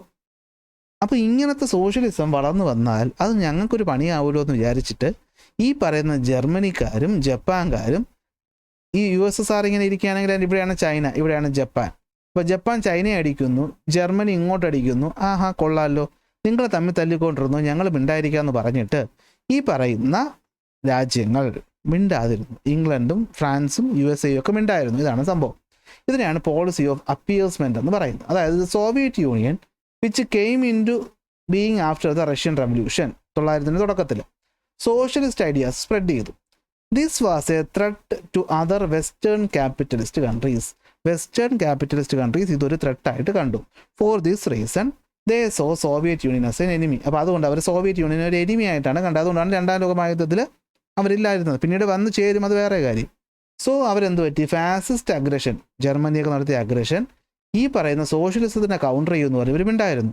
അതിൻ്റെ ഉദാഹരണമാണ് മ്യൂണിച്ച് എഗ്രിമെൻ്റ് എന്ന് പറയുന്നത്. ഓക്കെ, അപ്പോൾ മ്യൂണിച്ച് എഗ്രിമെൻറ്റിൽ എന്താ പറ്റിയെന്ന് വെച്ച് കഴിഞ്ഞാൽ ഹിറ്റ്ലർ മറ്റ് രാജ്യങ്ങളെ അടിച്ചപ്പോഴത്തേക്കും ഇവന്മാർ ഇപ്പോൾ പോയി ഇംഗ്ലണ്ടും ഫ്രാൻസും കൂടി ജർമ്മനി അടിക്കുമെന്ന് ലോകം മൊത്തം വിചാരിച്ചിരുന്നു. അപ്പോൾ ഇവരവിടെ പോയിട്ട് മറ്റേ നമ്മുടെ പിള്ളേരെ ശാസിക്കത്തില്ലേ, അങ്ങനെ ചെയ്യരുത്, അല്ലെ എന്താണ് ദൈവം കോപിക്കുമെന്നൊക്കെ പറയുന്ന ടൈപ്പിൽ ചുമ്മാതെ അവന്മാരെ കൊണ്ട് വെറുതെ വഴക്ക് പറഞ്ഞു ഒരു എഗ്രിമെൻ്റ് ഒക്കെ ഒപ്പിട്ടുകൊണ്ട് വന്നിട്ട് അതൊക്കെ പൊക്കി കാണിച്ചുകൊണ്ടിരിക്കുകയാണ് നമ്മുടെ ചെമ്പർലിൻ എന്ന് പറയുന്ന ആൾ.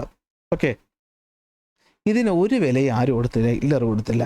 അപ്പോൾ ഹിറ്റ്ലറിന് മനസ്സിലായി ഇവന്മാർക്ക് പേടിയാണോ നമ്മളെ, ഇനി അവന്മാരൊന്നും മിണ്ടുന്നില്ലല്ലോ എന്ന് നമുക്കിത് കണ്ടിന്യൂ ചെയ്യാമെന്ന് പറഞ്ഞാൽ എന്ത് ചെയ്തു, അവർ വീണ്ടും അഗ്രഷൻസ് നടത്തി. അങ്ങനെ നേരെ പോളണ്ടിനെ അറ്റാക്ക് ചെയ്തു. അതോടെ കളി മാറി. 1939 സെപ്റ്റംബർ 1 ജർമ്മനി പോളണ്ടിനെ അറ്റാക്ക് ചെയ്യുന്നു, അല്ലെങ്കിൽ അവിടേക്ക് ഇൻവേഷൻ ചെയ്യുന്നു. അതോടെ രണ്ടാം ലോക മഹായുദ്ധം ആരംഭിക്കുന്നു. അത് 45 വരെ നീണ്ടു നിൽക്കുന്നു. അവിടെയും ആര് തോക്കുന്നു, ജർമ്മനി തോക്കുകയാണ് ചെയ്യുന്നത്. അതിൻ്റെയും കാര്യങ്ങളൊക്കെ ഓർമ്മയുണ്ടല്ലോ. അപ്പോൾ റിസൾട്ട് ഓഫ് വാറിൽ എന്തൊക്കെ വരുന്നുണ്ട്, ഒരുപാട് പേർക്ക് ജീവൻ നഷ്ടപ്പെട്ടു. അറിയാമല്ലോ, യുദ്ധം ഏതാണ്ട് 39 തുടങ്ങി 45 വരെ നീണ്ടു നിന്നതാണ്. മരണം, ഈ പറയുന്ന രോഗങ്ങൾ സ്പ്രെഡ് ചെയ്തു. യൂറോപ്പിൻ്റെ എക്കോണമി മൊത്തത്തിൽ എന്ത് ചെയ്തു, തകർന്നു. കൊളോണിയലിസവും ഇമ്പീരിയലിസത്തിനും എന്ത് കിട്ടി, പണി കിട്ടി. രാജ്യങ്ങളൊക്കെ സ്വാതന്ത്ര്യത്തിന് വേണ്ടി കടന്ന് അവിടെ ഒരു കോളനികളിൽ സമരങ്ങൾ ആരംഭിച്ചു. യൂറോപ്പ് എന്ന് പറയുന്നത് എന്തായിരുന്നു, the European hegemony came to an end. അതായത് യൂറോപ്പ് എന്ന് പറയുന്നതാണ് ലോകം മൊത്തം കൺട്രോൾ ചെയ്തുകൊണ്ടിരുന്ന പവർ. ആ പവർ ഓരോരുത്തട്ട് നശിച്ചു. ഇംഗ്ലണ്ട് വീണു, ഫ്രാൻസ് വീണു. എന്ന് വെച്ചാൽ ജയിച്ചെങ്കിലും ഇത്രയും വർഷം യുദ്ധം ചെയ്തുകൊണ്ടിരുന്നതെന്ന് വെച്ചാൽ രാജ്യത്തിന് ഖജനാവ് കാലിയാണ്. പട്ടാളക്കാർ മരിച്ചു, ജനങ്ങൾ തിരിഞ്ഞു, പ്രശ്നങ്ങളാണ്. അങ്ങനെ യുണൈറ്റഡ് നേഷൻസ് ഓർഗനൈസേഷൻ ഫോം ചെയ്തു സമാധാനത്തിന് വേണ്ടിയിട്ട്. ടോട്ടലിറ്റേറിയനിസം ഇറ്റലിയിലും ജർമ്മനിയിലും അവസാനിക്കുന്നു. ഏഷ്യയിലെ ആഫ്രിക്കയിലെയും കോളനികൾ, ഇന്ത്യ ഉൾപ്പെടെയുള്ളത് ഫ്രീ ആയി. അടിക്ക് പറഞ്ഞിങ്ങനെ പിരികേറ്റിക്കൊണ്ടിരുന്ന USA-യും തൊട്ടപ്പുറത്തുള്ള സോവിയറ്റ് യൂണിയനും പുതിയ രണ്ട് ശക്തികളായിട്ട് മാറുകയും ചെയ്തു. സോ രണ്ടാം ലോക മഹായുദ്ധത്തിന് ശേഷം എന്ത് സംഭവിച്ചു, രണ്ടാം ലോക മഹായുദ്ധത്തിന് ശേഷം ഇത്രയേ സംഭവിച്ചുള്ളൂ. ലോകം രണ്ട് ഭാഗങ്ങളായിട്ട് മാറി. എന്തൊക്കെയാണ്, ഒന്ന്, യൂറോപ്പ് ഇറെലവൻ്റ് ആയിട്ട് മാറി. ഇനി യൂറോപ്പില്ല. പിന്നെ ആരാണുള്ളത്, യുണൈറ്റഡ് സ്റ്റേറ്റ്സും സോവിയറ്റ് യൂണിയനും രണ്ട് വ്യത്യസ്ത ഐഡിയോളജികൾ കൊണ്ടു കിടക്കുന്ന രാജ്യങ്ങളാണ്. ഒന്ന് ക്യാപിറ്റലിസം, ഒന്ന് സോഷ്യലിസം. ഇവർ രണ്ടുപേരും പുതിയ എക്കണോമിക് പവറുകളായിട്ട് മാറി. ക്യാപിറ്റലിസം എടുത്തത് അമേരിക്ക, സോവിയറ്റ് യൂണിയനിൽ സോഷ്യലിസം ആയിരുന്നു. രണ്ട് രാജ്യങ്ങളും പരസ്പരം എന്ത് ചെയ്യാൻ തുടങ്ങി, മത്സരിക്കാൻ തുടങ്ങി. എങ്ങനെ, ആയുധമെടുത്തിട്ടല്ല, അവരുടെ ശക്തി കാണിച്ചുകൊണ്ട്. അതായത് ഇപ്പോൾ USA എന്താണ് ഒരു പുതിയ എയറോപ്ലെയിൻ ലോഞ്ച് ചെയ്ത് കഴിഞ്ഞാൽ റഷ്യ എന്ത് ചെയ്യും, അടുത്ത ആളെ പിടിച്ച് ബഹിരാകാശത്തോട്ട് വിടും. അങ്ങനെ ശാസ്ത്രത്തിലും മറ്റു കാര്യങ്ങളൊക്കെ ഭയങ്കരമായ വളർച്ചയുണ്ടായി. പക്ഷെ ഇവർ തമ്മിൽ യുദ്ധമാണ്. പക്ഷേ യുദ്ധത്തിൽ വെപ്പൺസ് എടുക്കുകയോ ഇല്ല. അതിനാണ് നമ്മൾ കോൾഡ് വാർ എന്ന് വിളിക്കുന്നത്, ശീതയുദ്ധം എന്ന് വിളിക്കും. Okay, so the other tried to spread their idea through thoughts throughout the world. The cold war between them lasted for half a century. അത് ഈ പറയുന്ന 45 തുടങ്ങിയിട്ടുണ്ടെങ്കിൽ 1991 സോവിയറ്റ് യൂണിയൻ തകരുന്നത് വരെ ഇത് കണ്ടിന്യൂ ചെയ്തു എന്നുള്ളതാണ്. ഇനി ഈ സമയത്ത് ഇവരെന്താ ചെയ്തത്, എന്ത് രാജ്യം, ഏത് രാജ്യത്തിന് ശക്തരാകണമെങ്കിൽ അവിടെ കോളനിവൽക്കരണം വേണം. അതായത് അവരുടെ രാജ്യത്തുള്ളത് പോരല്ലോ, വെളിയിൽ നിന്നുള്ള എടുക്കണ്ടേ. പണ്ട് അവർ പട്ടാളമായിട്ട് ചെന്നിട്ടാണ് ഫ്രാൻസും ഇംഗ്ലണ്ടും പോർച്ചുഗലും സ്പെയിനും ഒക്കെ പിടിച്ചത്. ഇപ്പോൾ ഇവിടെ എന്ത് ചെയ്തു എന്ന് വെച്ച് കഴിഞ്ഞാൽ പുതിയൊരു രീതി കൊണ്ടുവന്നു.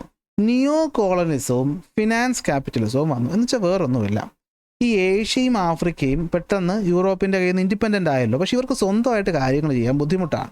അപ്പോൾ ഈ അമേരിക്ക എന്ത് ചെയ്തു എന്ന് വെച്ച് കഴിഞ്ഞാൽ ഈ പറയുന്ന പുതിയ സ്ഥലങ്ങൾക്ക് സഹായങ്ങൾ കൊടുത്ത് അവന്മാരെ എന്ത് ചെയ്തു, ഇവരുടെ വശത്താക്കി കൊണ്ടുവന്നു. ഓക്കെ, പുതിയതായി ഇൻഡിപെൻഡൻ്റ് ആയ രാജ്യങ്ങൾക്ക് ഫണ്ട് കൊടുത്തതിന് ശേഷം അതിൻ്റെ പേരും പറഞ്ഞ് അവിടെ കയറി കളിച്ച് ആ രാജ്യങ്ങളെ ചൂഷണം ചെയ്യാനായിട്ട് തുടങ്ങി.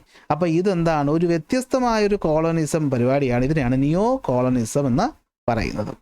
ഇത് എന്തിലൂടെയാണ് അവർ നേടിയത്, ആയുധത്തിലൂടെയാണോ? അല്ല, ഫിനാൻസ് ക്യാപിറ്റലിസത്തിലൂടെയാണ്. ഇപ്പോൾ എന്താ ഫിനാൻസ് ക്യാപിറ്റലിസം എന്ന് വെച്ച് കഴിഞ്ഞാൽ വലിയ വലിയ കോർപ്പറേറ്റ് കമ്പനികൾ എന്ത് പറ്റും, രാജ്യത്തിലേക്ക് വരികയും അവർ യുദ്ധമൊന്നും ചെയ്യിപ്പിക്കാതെ എന്ത് ചെയ്യും, സാധനങ്ങളും സേവനങ്ങളും വിറ്റ് പ്രോഫിറ്റ് നേടി ശക്തരായി മാറുകയും ചെയ്യുന്നു. മേക്കിംഗ് ഹ്യൂജ് പ്രോഫിറ്റ്, അല്ലേ? ഇവരെന്ത് ചെയ്തു, വലിയ പ്രോഫിറ്റുകൾ ഉണ്ടാക്കി. അതായത് ഇപ്പോൾ രണ്ട് രാജ്യങ്ങൾക്കിടയിൽ ചെറിയ എനിമിറ്റി ഉണ്ട്. അപ്പോൾ രണ്ടുപേർക്കും ആയുധം സപ്ലൈ ചെയ്യുമ്പോൾ ആർക്കും ലാഭം, ഈ ആയുധം കൊടുക്കുന്നവന്. അതൊക്കെ അമേരിക്കയുടെ പരിപാടിയാണ്. ഓക്കെ, പക്ഷെ പ്രശ്നം പറ്റിയത് എല്ലാ രാജ്യത്തെയും കോമൺ ആയിട്ടുള്ള സാധാരണ ജനങ്ങളുണ്ടായിരുന്നല്ലോ. പണ്ട് നമ്മൾ പറഞ്ഞല്ലേ, ഏതാണ് ഈ ജോഗ്രഫിക്കൽ എക്സ്പ്ലോറേഷൻ വന്നപ്പോൾ കോളനികൾ ആൾക്കാർ ബുദ്ധിമുട്ടിയെന്ന് ഇവിടെ അതുപോലെ തന്നെ ആ രാജ്യത്തുണ്ടായിരുന്ന നേറ്റീവായ ആൾക്കാർക്ക് ഇത് ബുദ്ധിമുട്ടായി മാറുകയും ചെയ്തു. ഇനി ഇവരുടെ കമ്പനികളിലെ പ്രൊഡക്ഷൻ എന്ത് ചെയ്തു, ഇവിടെ കൊണ്ടുവന്ന് വെച്ചു. അപ്പോൾ പൊല്യൂഷൻ അവിടെ ഉണ്ടായി. അപ്പോൾ ഇങ്ങനെ മൊത്തം കോളനികളെന്ന് പറയുന്ന, കോളനി എന്നൊന്നും വിളിക്കൂലെങ്കിലും മൾട്ടി നാഷണൽ കമ്പനികൾ എന്ന് പറഞ്ഞിട്ട് കമ്പനികൾ തുടങ്ങിയിട്ട് ഈ കമ്പനികളുടെ ഉൽപ്പാദനമൊക്കെ ഈ പറയുന്ന ആഫ്രിക്ക അല്ലെങ്കിൽ ഈ പറയുന്ന തേർഡ് വേൾഡ് കൺട്രീസിൽ കൊണ്ടുപോയി നടത്തി അവിടുത്തെ വെള്ളവും എയറും ഒക്കെ പൊല്യൂട്ടാക്കി നശിപ്പിച്ച് ഇവർ പ്രോഫിറ്റ് ഉണ്ടാക്കുന്ന പരിപാടി. ഇതാണ് സംഭവം. വളരെ സിമ്പിളായിട്ട് പറഞ്ഞാൽ ഇത്രയേ ഉള്ളൂ. അങ്ങനെ എന്ത് പറ്റി, പുതിയ 2 ശക്തികളായിട്ട് മാറി. അതിൽ USA ജയിച്ചു എന്ന് വേണം തൽക്കാലം നമുക്ക് കരുതാം. ഓക്കെ, അപ്പോൾ ഇങ്ങനെ പൊയ്ക്കൊണ്ടിരിക്കുകയാണ് അടുത്ത യുദ്ധം നടക്കുന്നത് വരെ. സോ ഇത്രയേ ഉള്ളൂ നമ്മുടെ ചാപ്റ്റർ. 1 മണിക്കൂറോളം ഉണ്ട്. എങ്കിലും ഈ ഒരു ചാപ്റ്റർ ഏതാണ്ട് സെറ്റായി കാണുമെന്ന് ഞാൻ വിശ്വസിക്കുന്നു. വലിയ ചാപ്റ്ററാണ്, അതുകൊണ്ടാണ് ഇത്രയും സമയം എടുത്തത്. സോ നന്നായിട്ട് പഠിക്കുക. എല്ലാവർക്കും എക്സാം ഈസി ആവട്ടെ എന്ന് പ്രാർത്ഥിക്കുന്നു. അത് ഇഷ്ടപ്പെട്ടാൽ ലൈക്ക് ചെയ്യാനും ഷെയർ ചെയ്യാനും സബ്സ്ക്രൈബ് ചെയ്യാനും മറക്കണ്ട.